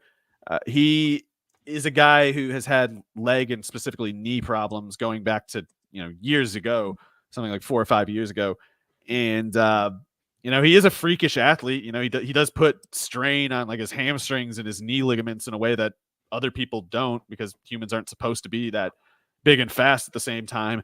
So I kind of like Darren Waller breaking down. I worry that Watson's kind of in that sort of mode to start his career. Yeah. So, I mean, what you described there is like my kind of kryptonite for analyzing players for dynasty or looking for, buy low opportunities in drafts the following year after they flop a little bit. Now that I'm fairly convinced that the Packers will have a healthy passing offense going forward, I don't know. I'm still going to be in on Christian Watson. There's just kind of no way around it. I'm just going to have to live with the frustrating, week to week injury, lower body stuff. No matter what else is the case too, he is worth something at some price. Like I don't mean like you have to swear off of him or dive in. If the price gets too low, if a person in a dynasty league is getting too low on him, definitely, be the team to take him rather than letting somebody else get him for too cheap. It's only like the sense of disappointment with him is all within the context, right, of him being like a 4th round pick in the ADP for fantasy purposes. But if you're getting him much cheaper, the facts that the assumptions that he might be inconsistent is something that you're more able to afford. It's more built into the structure of your team. There you go. So well said there. Let's move on then to Jets Dolphins. Jets offense showed a pulse last week. Dolphins, interesting way of juicing up Tyreek Hill's MVP case, but they did. What do you think is going on here with the Dolphins 8.5-point favorites? Well, do you think they really helped his his MVP case? Because I feel like people are going to hold it against him for not having the numbers now. Well, I was just saying they look like crap without him. So, oh yes, he is the MVP. I mean, it's such a politicized subject now because there's this vast group of interests now that are like, we have to make it a quarterback. It has to be math, which we speak on behalf of, says it has to be a quarterback, and like they have a axe to grind against the candidacy of Tyreek. So I was really let down when he got hurt in that game. I was like, oh God. This was supposed to be it. We were going to have the wide receiver win it because I thought that case to make was pretty clear even before the injury. But yeah, once that injury happened, it became really painfully optically clear that like, oh, right. They become a bad offense when they don't have Tyreek Hill. And it's not really like all their fault. You can only build so much of a team at once. And I think overall, they're a team that's further along in its rebuilding than anyone would have expected when they hired Mike McDaniel. But yeah, without taking an opinion either way on what it means as far as what Tua is, the budgeting for the offense doesn't work unless you have Tyreek Hill on pace for like 2,000 yards. Like the whole thing is kind of just a bunk theory at that point. Yeah, I mean, I agree. We all saw it on Monday, and it really wild, wacky game as far as like if you had betting spread interest on it, because you at no point if you had the Dolphins, did you deserve to win that one, right? And then they're up 2 touchdowns with 2 minutes left, and you're like, wow, I'm going to escape with like stolen money here. And then things recorrected, and the Titans ended up winning. And once the Titans scored that first touchdown and got the 2, I was like, I texted Nick because we share I consult on a super contest ticket over at Circa with him, and we had the Dolphins. And once that touchdown went in, I was like, you know what? I just hope the Dolphins lose. They deserve to lose. They play bad, and it felt. Yeah, it felt like them and the Titans both lost like 4 times each in that game. Yep. I remember just I looked away for like 5 minutes and I looked back up and I was like, what the hell is even going on anymore? I don't even remember. I don't remember what the stakes of this game even are. Oh, right. Tyreek Hill's hurt. So yeah, it's a weird game. It's a noisy game as a result. The flow of that game is not something you can recreate in a lab setting. But I think that if Tyreek Hill is out there, and I don't know, by the way, what to expect about that. That was obviously like a gnarly injury that he took. Like if it is a 1-week ankle sprain, I'd imagine it's still like a difficult one that he's going to be kind of like a game time decision with, and probably will be limited if he plays with it. So that's a lot to worry about when so much of the offense depends on him. It's almost like a 1-pillar offense, but man, going against the stupid Jets, and I know Zach Wilson had a good game last week, but there's a lot of yak in there. There's a lot of luck in there, short fields in there. So granted, if Tua doesn't have Tyreek, or if Tyreek is not himself, then I guess the Dolphins run a similar risk. I mean, the Texans passing game, of course, elite before they ran into the Jets. And yeah, Tua did not play in either of the Jets games last year, but the Dolphins struggled, of course, with Mike White. And yeah, this Jets defense, it's the real deal. There's a lot to worry about with them. Yeah, I like the Jets getting that many points. These 2 squared off a couple weeks ago. That was a Tim Boyle game on Black Friday and everything. That is a lot of points. That is It's a just lot. too many points. It's just too many points. Yeah.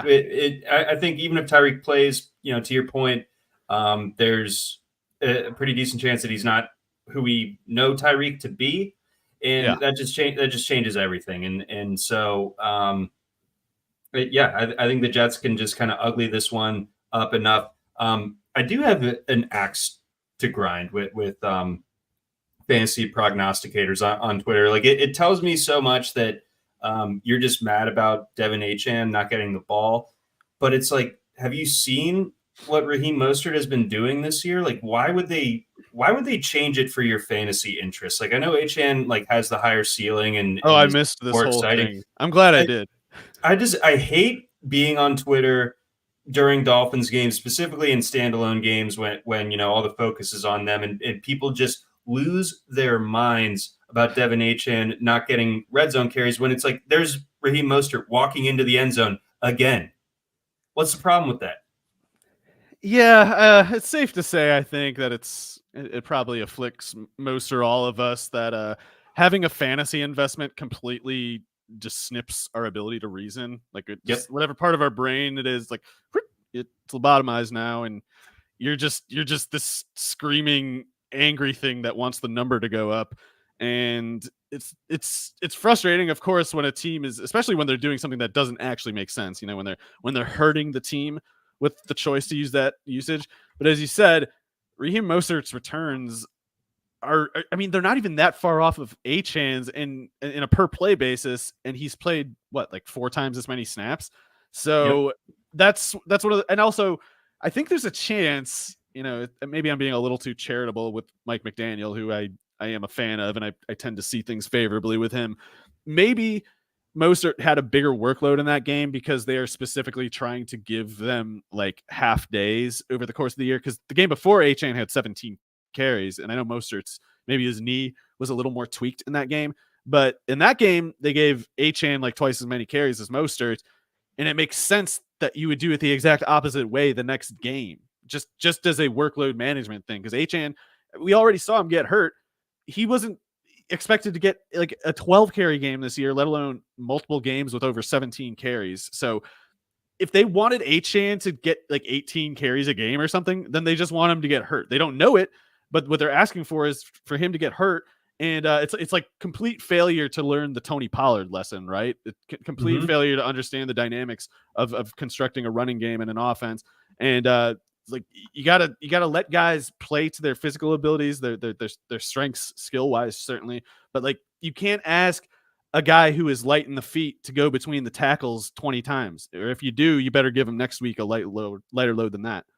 Yeah, and again, Mostert 5 yards a carry on almost 200 carries, 16 rushing touchdowns. Downward pressure, by the way, on his yards per carry. If he were running for 8 touchdowns instead, he could be at like 7 yards a carry. See, there we go. So again, next time you think about getting angry about Raheem Mostert getting the ball, just because you have Devin Achane on your team. It's not like it was Jeff Wilson, Yeah, but believe me, I have plenty of Achane, but Mostert is having a sick year. Just deal with it. Next year, it'll look different. It'll be mostly the Achane show, I would have to imagine. But for this week, I would start either of them if I had them, but I'm not expecting huge returns. Not against the Jets defense, especially if Tyreek is limited. So again, I will say it has to be one of them. One of them has to make the big play for the Dolphins offense, because Tua, even if he had Tyreek, can't really grind through this Jets defense. It's just too good. No, it really is. I mean, at like pretty much every level. Let's get on over to Saints Giants. Giants, obviously, talk of the town after an exciting win over the Packers. Tommy Cutlets and so on and so forth. I'm not going to engage with that memery too much. And then the Saints, they beat the Panthers. Congratulations. So what do we think is going on here with the Saints checking in as 5.5-point favorites at home?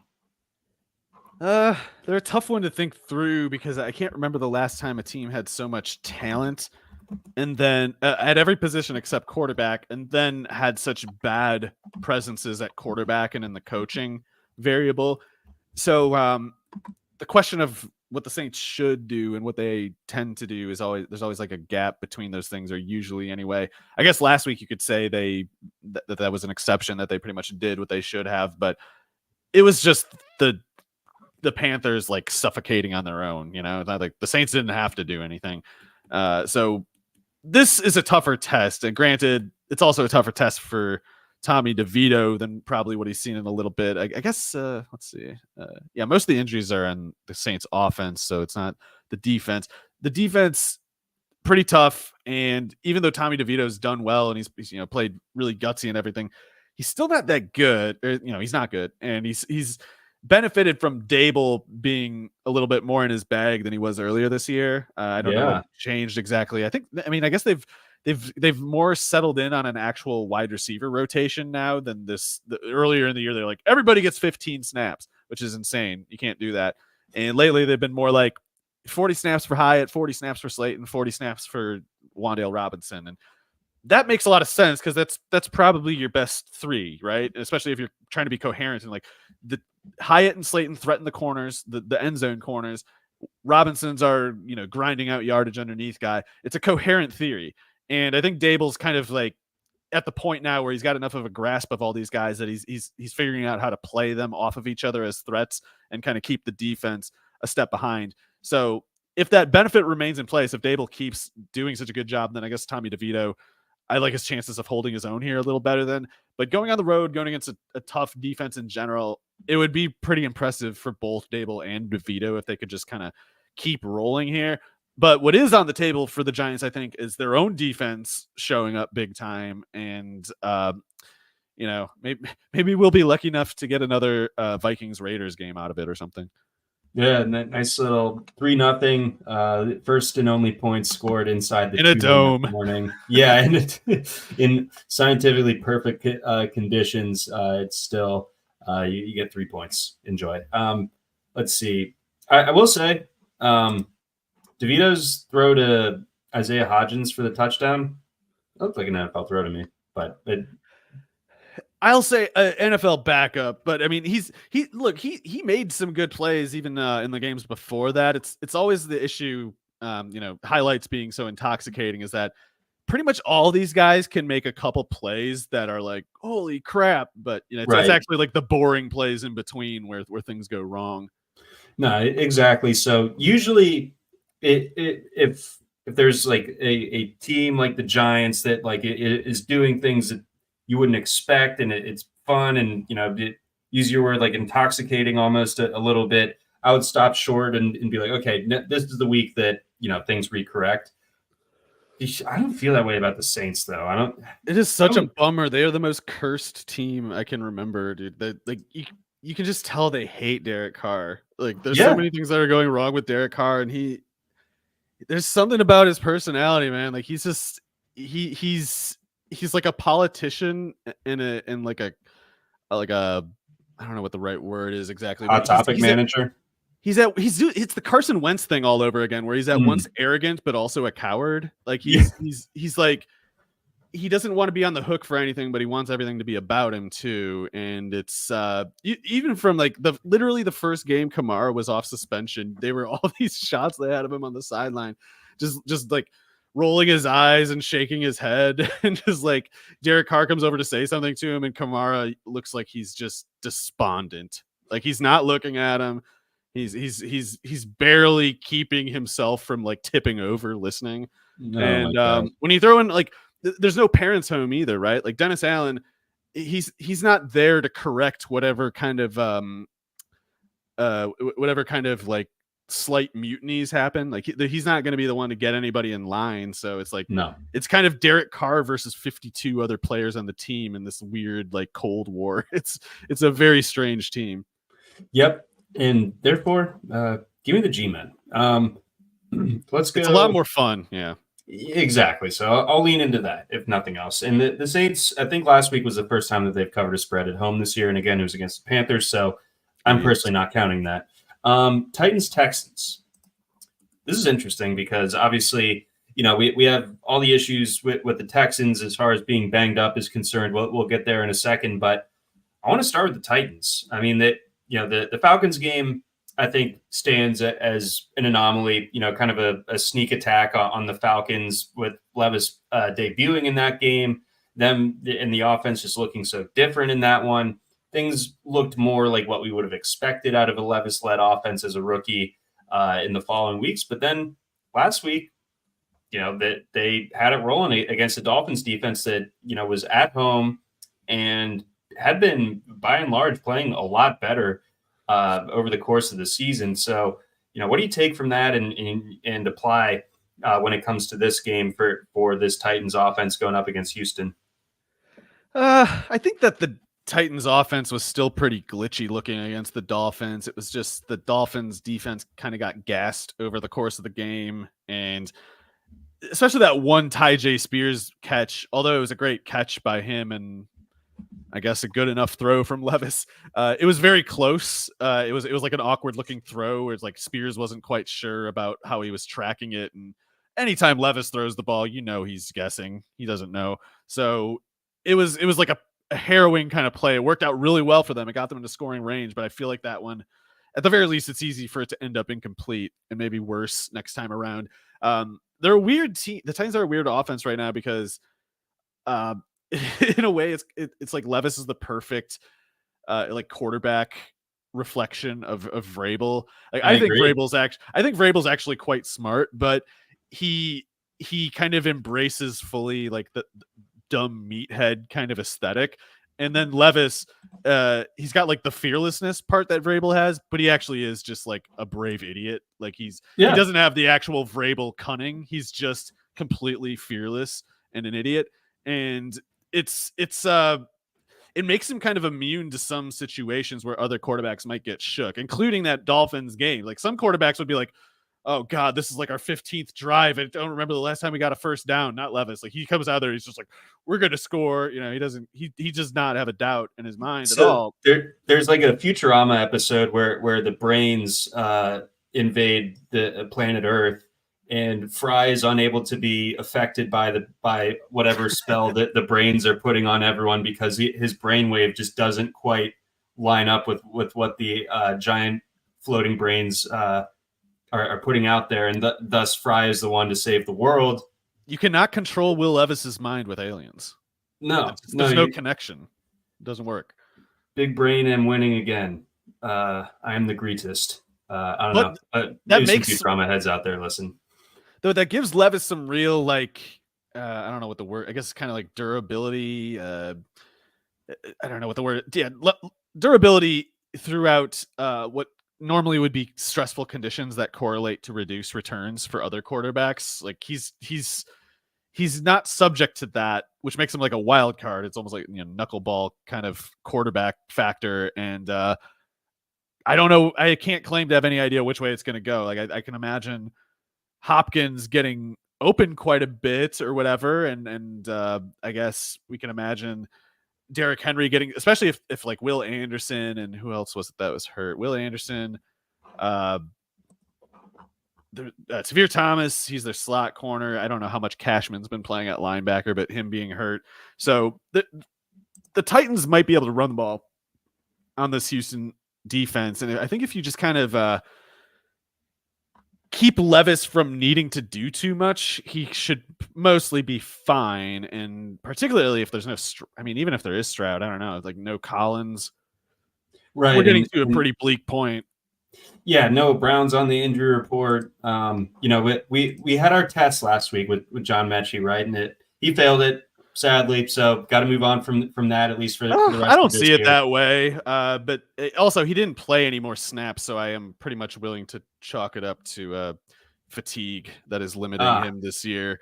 But that was the line, I remember. But yeah, we'll see. I will say that the Titans defense is a lot easier to throw on than the Jets. Like the Jets, they've given pretty much everybody other than like Dak Prescott trouble this year. No, very true. So that, the Titans can be thrown on. They are tougher at home though. I'm inclined to go with the Titans here. I don't know. There's something about Will Levis. I'll take the Titans. I mean, the Texans are just so beat up. They got to be just sore. It's a bummer because the Titans believing in the Titans has rewarded so many people so well for fantasy this year, and then you get to the playoffs and it's like, well, hope you enjoyed that. But we did have a question in particular from our guy Hoosier that wants to know, what do we make of Devin Singletary with all of the kind of catastrophic injury stuff around him in Houston? Like, is he going to get the ball a ton? I could see a lot of volume, but you worry, like, if it's Davis Mills or a limited CJ Stroud, that he's just running into a wood chipper 15 times, and that's just kind of it. Yeah, it is tough. And man, the volume at a certain point you can't take for granted if the team can't get first downs. And I do worry a little tiny bit if it's, who even is the backup? Oh, Davis Mills. What's his name?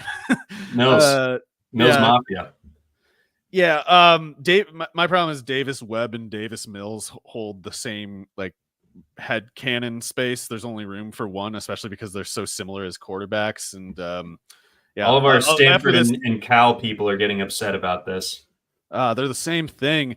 I think the Texans have enough to worry about that. I kind of like the Titans to just sort of get more anchor, get more settled in this game, and I will take them to win. Therefore, yeah, give me the Titans, man.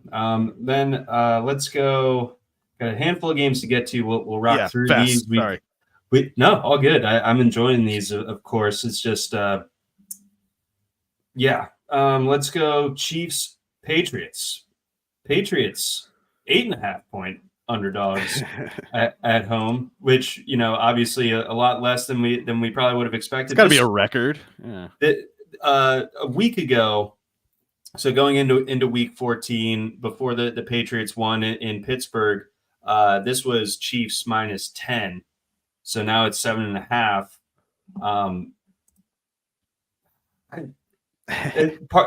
This goes one of two ways. Either the Chiefs wake up and just absolutely paste them, or the problems continue and the Patriots are able to hang around just enough within that number to cover. I'm a hater, but I'll take the Chiefs to roll and cover because I just think Bailey Zappi, the more you make him play, the worse it's going to get. And I know he does have moxie and he really does know the game. And on throws where he's physically capable of making the pass, he tends to be accurate even. But you can't make an offense with a quarterback like this, in my opinion. It's brutal. It's not going to work. They don't have any talent to support him either. So there's no way to kind of lift him up. The Chiefs offense is busted as hell. I don't know, admittedly, how they're going to make it happen. But I think I'll have to take the Chiefs to cover anyway, even if the defense needs to score 2 touchdowns and pitch a shutout. I think if I must predict that, then I'll take that over the alternative of like the Patriots. I still think the Chiefs defense is good, is part of the thing here. And I just think Zappi against a defense like that is just not going to go.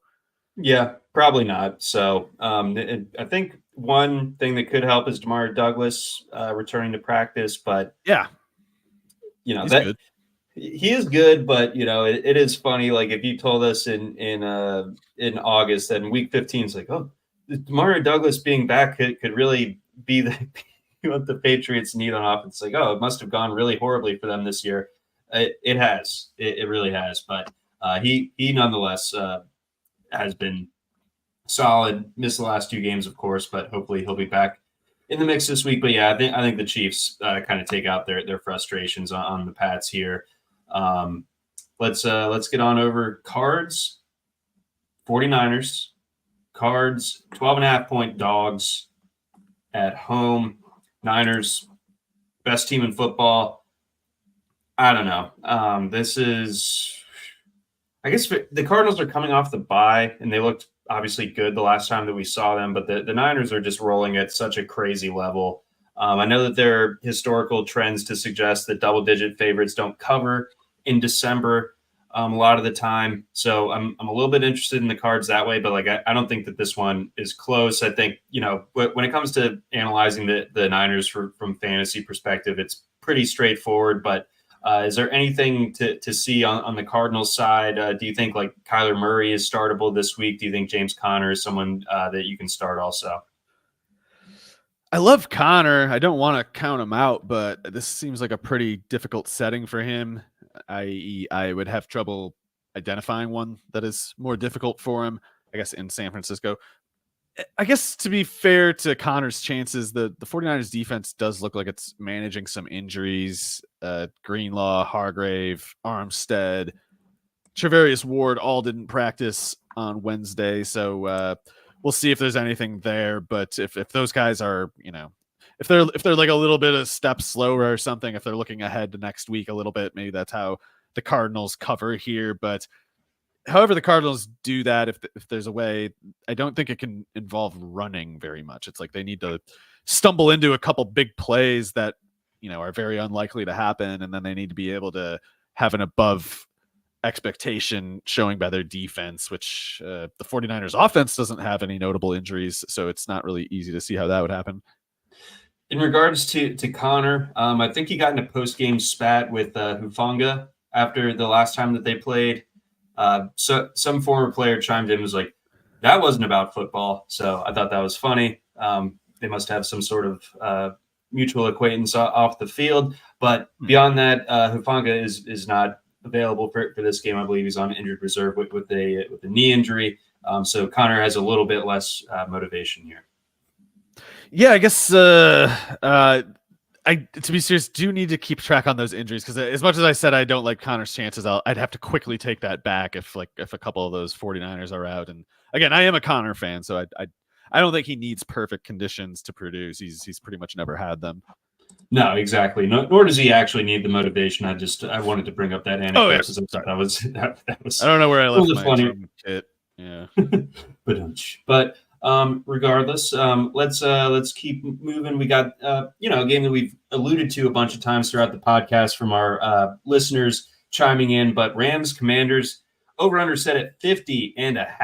That's high. That's very high. Yeah. But at the same time, came away very impressed by the Rams last weekend. They really put me through the paces. I was very nervous.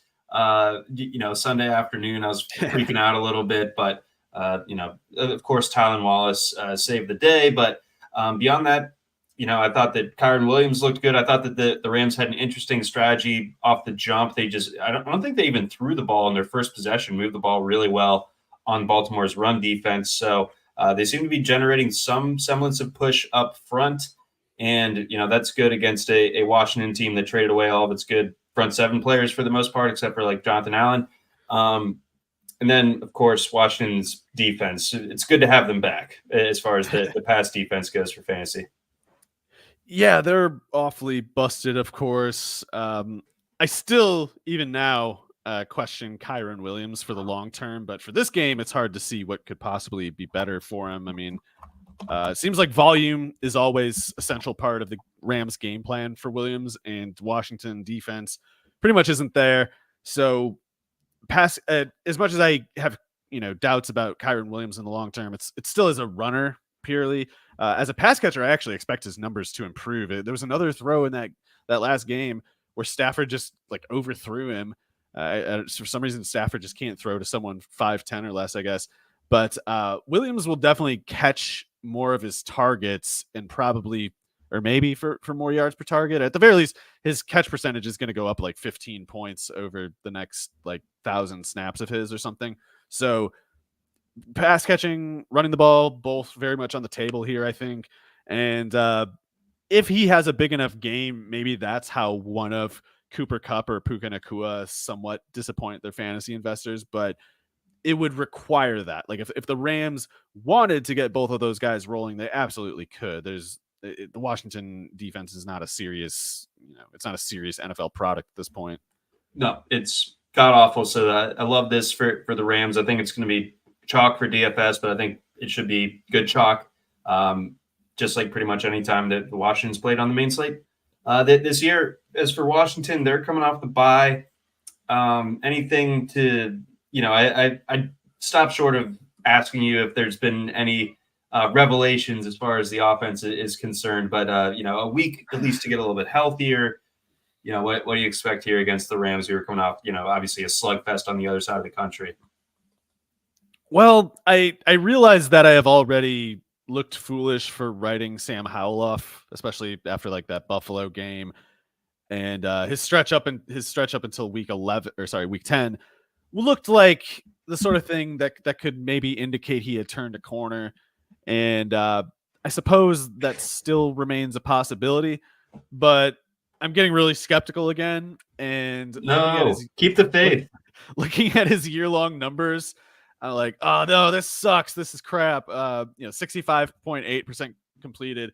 That's good in like 1994, but in today's game, you need a lot more than 6.8 yards per pass. You got to be like 7.5, I'd say, and you definitely got to do better than 18 touchdowns to 14 interceptions.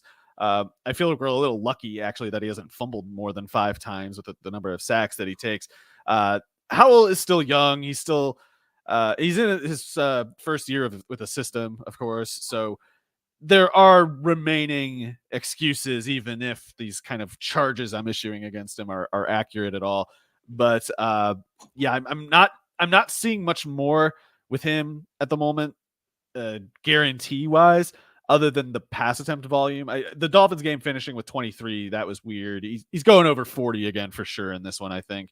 And going over 40, it's like, how bad can you be for fantasy?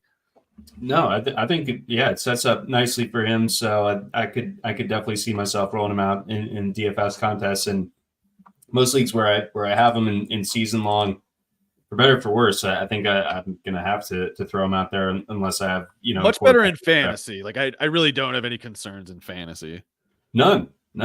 Although he has all this like production, but we never know where it's going. Like Terry McLaurin has been like the most frustrating asset to have in fantasy this year, other than Jahan Dotson, who at one point was getting drafted ahead of Terry because of that turf toe late in the preseason.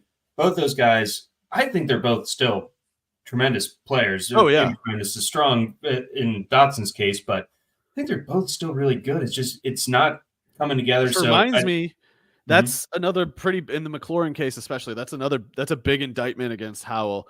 It's not the end for Howell, but even more than any other particular thing, what I want to see from a quarterback as a passer is the ability to make the returns stay the same. Like Terry McLaurin, in other words, should be a 1,300 yard receiver with 7 or 8 touchdowns. His efficiency should be spectacular with that. A quarterback to be a good passer in this offense needs to get McLaurin to that line. And when he stops getting there, you've entered a category as a quarterback where it's just like my stars aren't shining anymore. And that's like the most unforgivable sin to me. Is like, you gotta, whatever stupid, take 50 sacks in a game. I don't care. Just get 10 catches to Terry McLaurin for once. For crying out loud. Yeah, that is sus that he's throwing it that much. How are you not throwing at least some of them? He's bailing. He's checking down to Samuel. He's checking out. Not good. So that is a fair concern. Let's go Cowboys Bills, also high total, understandably 50.5. As we open this game, I'll get the weather pulled up for Buffalo on Sunday, but I think people are obviously starting to drink the Kool-Aid once again on the Bills. They win the game against Kansas City. I did like them in that game, but I think there's maybe a little bit too much being given to them for that win. And I think the Cowboys are second best team in football. So I like the Cowboys here. Another much better at home than on the road. And, that can be said of most teams, to be fair. But I think the Cowboys, the way they set up, the way they match up against the Bills, I like them to go in and win. I'm almost a little bit surprised that they're underdogs. Yeah, it's not a good sign for you, John, but I agree fully. And I think if there's no weather intervention, I don't think the Bills have that serious of a chance. I mean, Josh Allen can make that throw to DK Metcalf that Geno Smith made, and the Cowboys do leave open big plays like that sometime. But the Bills lack dimensions on offense, and then the ostensible fixes to that problem, the first round selection of Kincaid, like they reduce him to some kind of like poor man's Dennis Pitta or something. Like, what the hell are you even doing? Like, I don't even remember Kincaid running hardly any like flats routes or like 4-yard outs at Utah. I feel like everything that I was seeing was like a a corner route, a post route from the slot, plays going downfield, stretching the seam. When has he ever been 15 yards downfield in this offense? I don't remember seeing it. It's like he'd have to be like scrambling in a broken play to get to that kind of route depth, and everything else is like 6-7 yards. That's a ridiculous idea of how to run an NFL offense. It's in a way forfeiting. It's lining up a usage percentage of your offense that categorically can't go anywhere, or at least not where you need it to go. And Dan Quinn, I think, should be able to cook up a little something to just sell out to stop Diggs. And if you sell out to slow Diggs, even if you keep him under 80 yards, Josh Allen is just point blank, like in harm's way at that point. And even if he makes a couple big plays, even if Allen has like 330 yards passing in this game, I still think the cost is, in that case, probably 3 or 4 interceptions. And meanwhile, the Bills defense, I still think, injuries are maybe the main reason for this, but they're just kind of overmatched by any decent offense at this point. And Dak could have a down game. It happens. I guess going on the road makes it more likely that it happens this week than some other one. But basically, we need Dallas to play a lot worse than they are, and we need the Bills to play a lot better than they are in my opinion anyway, for the Bills to have a serious shot at winning this game. Yeah, so I'm on the Cowboys here, and fire up your usual Cowboys as you normally would. What do you think of Jake Ferguson right now? He seems really good. I was talking with Jim Coventry on our Saturday show about Ferguson a little bit, and I thought that he would be better than Dalton Schultz, and I think he very clearly is. But what's surprising about Ferguson to me is I didn't think that he was going to threaten downfield as much as he has. He doesn't really have the wheels for it. Like he's kind of like a 4.9 sort of 40 kind of guy, but he definitely has the ball skills, and he definitely he's just comfortable playing like a rebounding kind of game. Like, so if he I don't know, maybe like the lack of speed in Ferguson's case in football makes him kind of analogous to like a power forward who's 6'7" or something, but is still good anyway because he's just so good at boxing out and stuff. And Ferguson's kind of in that category. And again, the ball skills down the seam is a huge part of it, because he can do yards after the catch on like screens and like quick outs and stuff like that. But to get down the seam is to introduce a big play element. And I think especially like the touchdown possibility element that you don't usually see in tight ends that are as slowish as Ferguson. But if nothing else, it's like CeeDee Lamb is pulling so much away from the slot down the middle of the field that Ferguson doesn't maybe have to beat as many defensive guards as he would in another offense. And in this particular setup, he's kind of like a big play check down for Dak, in the sense that like instead of being a 4-yard curl or a 5-yard out or whatever Dalton Schultz would have been running, it's like Ferguson's check down it's like a post route down the middle, and if he's not open, it doesn't matter because he's about winning at the catch point anyway. So he's in this weird, or not that weird, I guess you might call it a balanced arrangement, where him and Brandon Cooks are effectively like co-second pass catchers in this offense, with Cooks, of course, being more of a downfield big play element, and Ferguson, I don't know, maybe when the field gets smaller, especially like the red zone and stuff, maybe that's where his lack of speed doesn't even really matter as much. So he should be involved for like red zone targets, and that was always somewhat assured. But with the big thing that I wasn't expecting with Ferguson, and what takes him to like another level as a player and as a fantasy asset, is those seam shots. And it's like with those two usages locked in, and with Dak playing like he has been, I don't know why Ferguson would be less than something like the tight end, like 4 or something, tight end 5, something like that. Yeah, it's like him and McBride are kind of, I mean, they're different, but like as far as fantasy output, I think they're right there in that same conversation. When you're making the basketball player analogy, it reminded me of Corliss Williamson, who upon a Google search reminded me that his nickname was the Big Nasty, which is I didn't know that guy. I was thinking of like Jason Maxiel or something like that, I guess. I remember him. I respect on Maxiel's name, of course, as well. But I like Ferguson. It's been cool to see him break out, and yeah.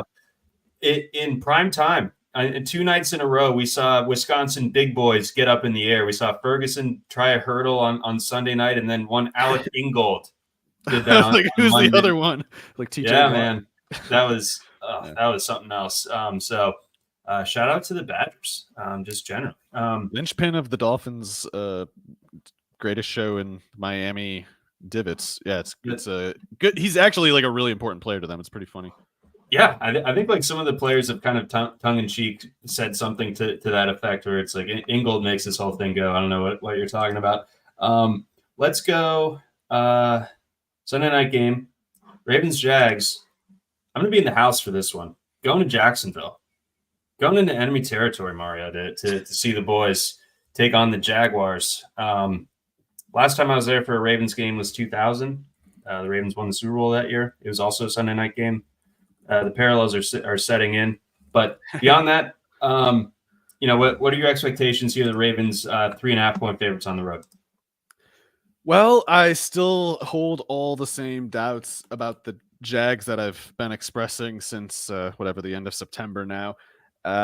They suck on offense. They're a crap, no good offense, and the times where their point returns say otherwise, it's just because of the talent of the Trevor Lawrence, ETN, whatever, flickering through this dense fog that the scoundrel Sherwood Press Taylor has cast on this offense, and it's not going to get better. It just isn't. I'm sorry, Taylor doesn't have it, and or maybe I should say, at least in light of Christian Kirk's injury, it can't happen now because, well, admittedly, Press was doing something, i.e., anything, to try to get Calvin Ridley a bit going before the Kirk injury.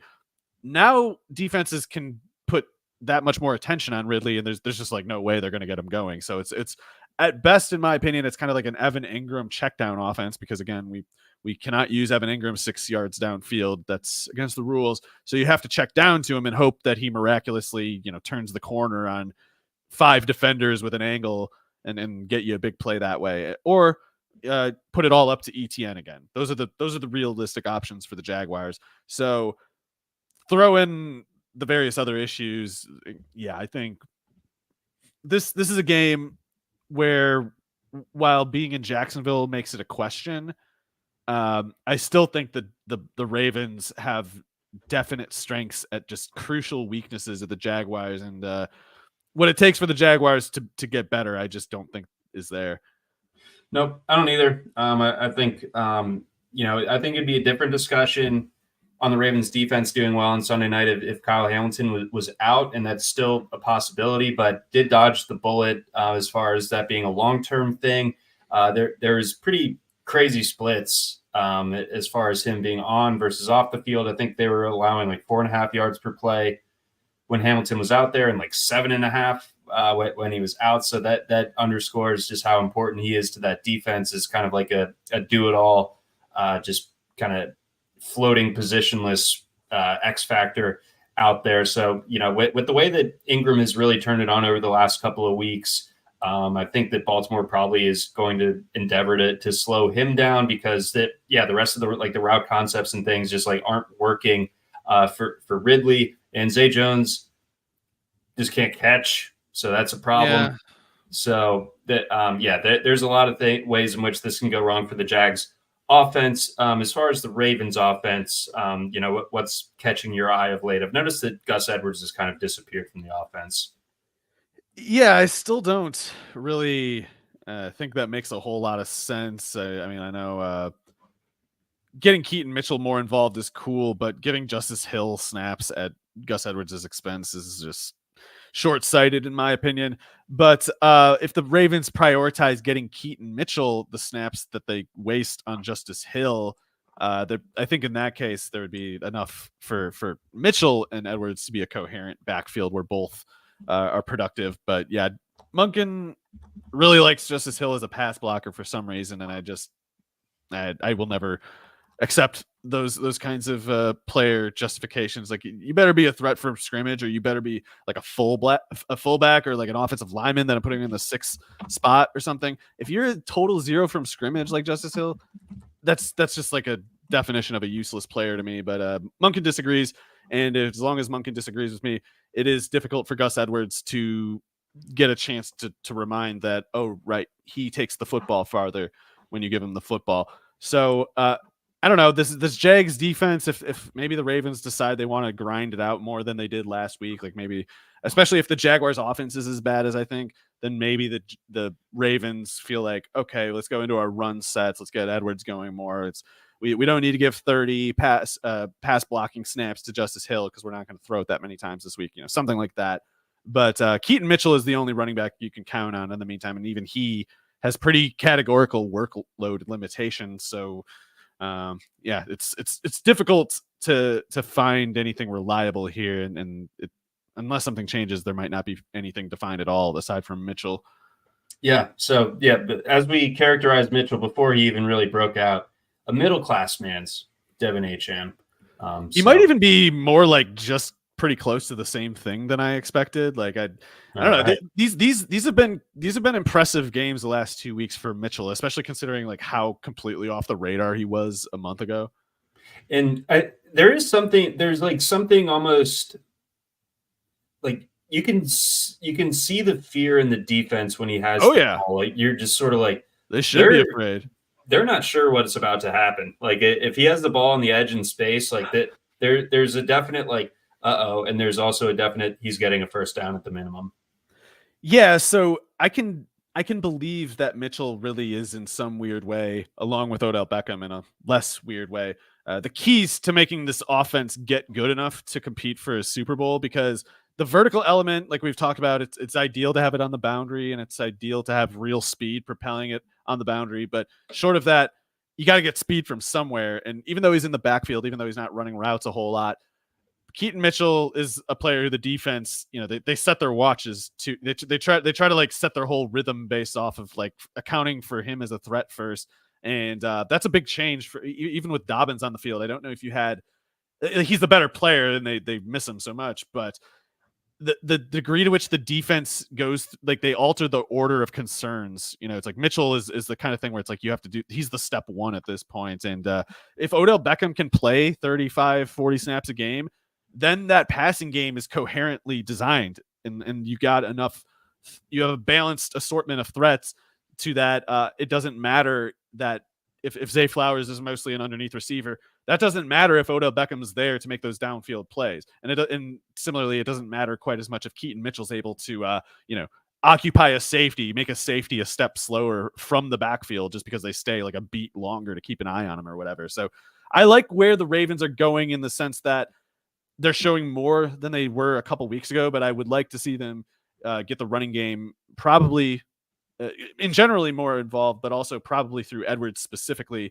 And I'd really like, I don't know, I guess just I'd like to see less dependence on Flowers downfield. I want to see more looks like when they throw to Flowers underneath that he has room to make a move and create some yards after the catch, because if the defense is just like crashing on him, very few receivers can work with that the way he was getting leaned on at some points. I don't know, like 2 weeks ago, 3 weeks ago. Well, even last week, like he was not having a good game until the last drive, and the drops are an issue. It's why you want to put volume on guys for that big playability, but if he's not going to catch some of those passes, it's like you got to know when to scale a guy back too. Yeah, or they had him on a route. I don't know if it was like him not getting to the right depth, but it was like a 3rd and 6. Runs a 5-yard curl and gets it catches it, but tackled short of the sticks, and that created an issue. So it's good that he stuck with it, though. I mean, he, some players would have just kind of gotten shook for the rest of the game. Yeah, he was rewarded. I mean, he had the octopus. We love an octopus, so that's the touchdown and the 2-point. And then lastly, apologies to anyone if I steered you wrong as to whether it was a question. As to whether it would be Isaiah Likely or Charlie Kohler being the tight end one after Mark Andrews went out for the season. It is very clearly Isaiah Likely, and I'm liking what I'm seeing. I think everyone is. Let's finish it out. Eagles Seahawks. A couple of teams desperate need of wins here. I mean, the Seahawks have lost 4 straight. Can't say they don't make the playoffs. Pretty good chance they don't make the playoffs now. Geno obviously dinged up. We get Drew Lock out there. But I mean this line is still small. I mean, it's still just 3.5 for the Eagles.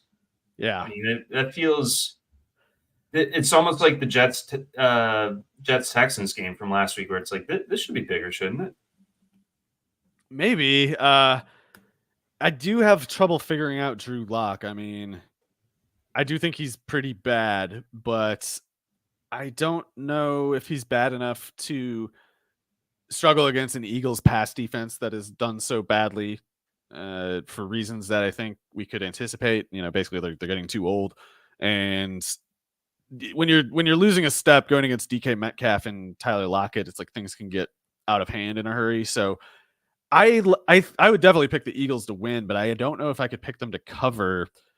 I guess I would, just because of the quarterback situation with the Seahawks, but that's maybe the only reason, because these Eagles corners are not playing that well. The Seahawks receivers, they obviously can do quite a bit of damage. So I don't know if I trust the Eagles to get a 2-score lead at any point. Like it might always be like, they're up by 7 and they hold the Seahawks to a 3, to a field goal or something like that, and then the Eagles try to score again. But I can't really see them getting safely out of reach. But I'd be shocked if they blew this game. I guess if they do, it would come down to them refusing to figure out their run game problems, for which I think they have a pretty easy on hand answer for. But they're committed to a certain aesthetic more than a certain set of results, and that's the peril for them. Is like, they're not the best team in the league, but they act like they are, and they commit to doing things a certain way, irrespective of like the pragmatic results consideration, and they're getting kind of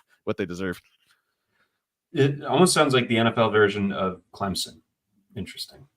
So yeah, it's tough to know what's going to happen here. I think that line is like more confounding to me than anything, because I think, if this was 2 weeks ago, you're hammering the Eagles at 4 points, but the way they've looked over they've played just such a gauntlet over the last 5 or so weeks. It's a little bit out of gas now. They got to go into a pretty raucous environment generally. Monday night, Seattle.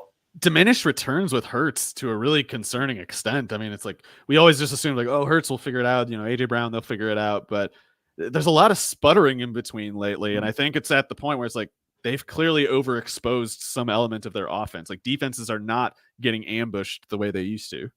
No, I thought it was impressive the way that the Cowboys were just kind of crashing on AJ Brown last week and not allowing him to get that run after the catch, which is where he's so lethal. So interested to see if Seattle can kind of take a page from that.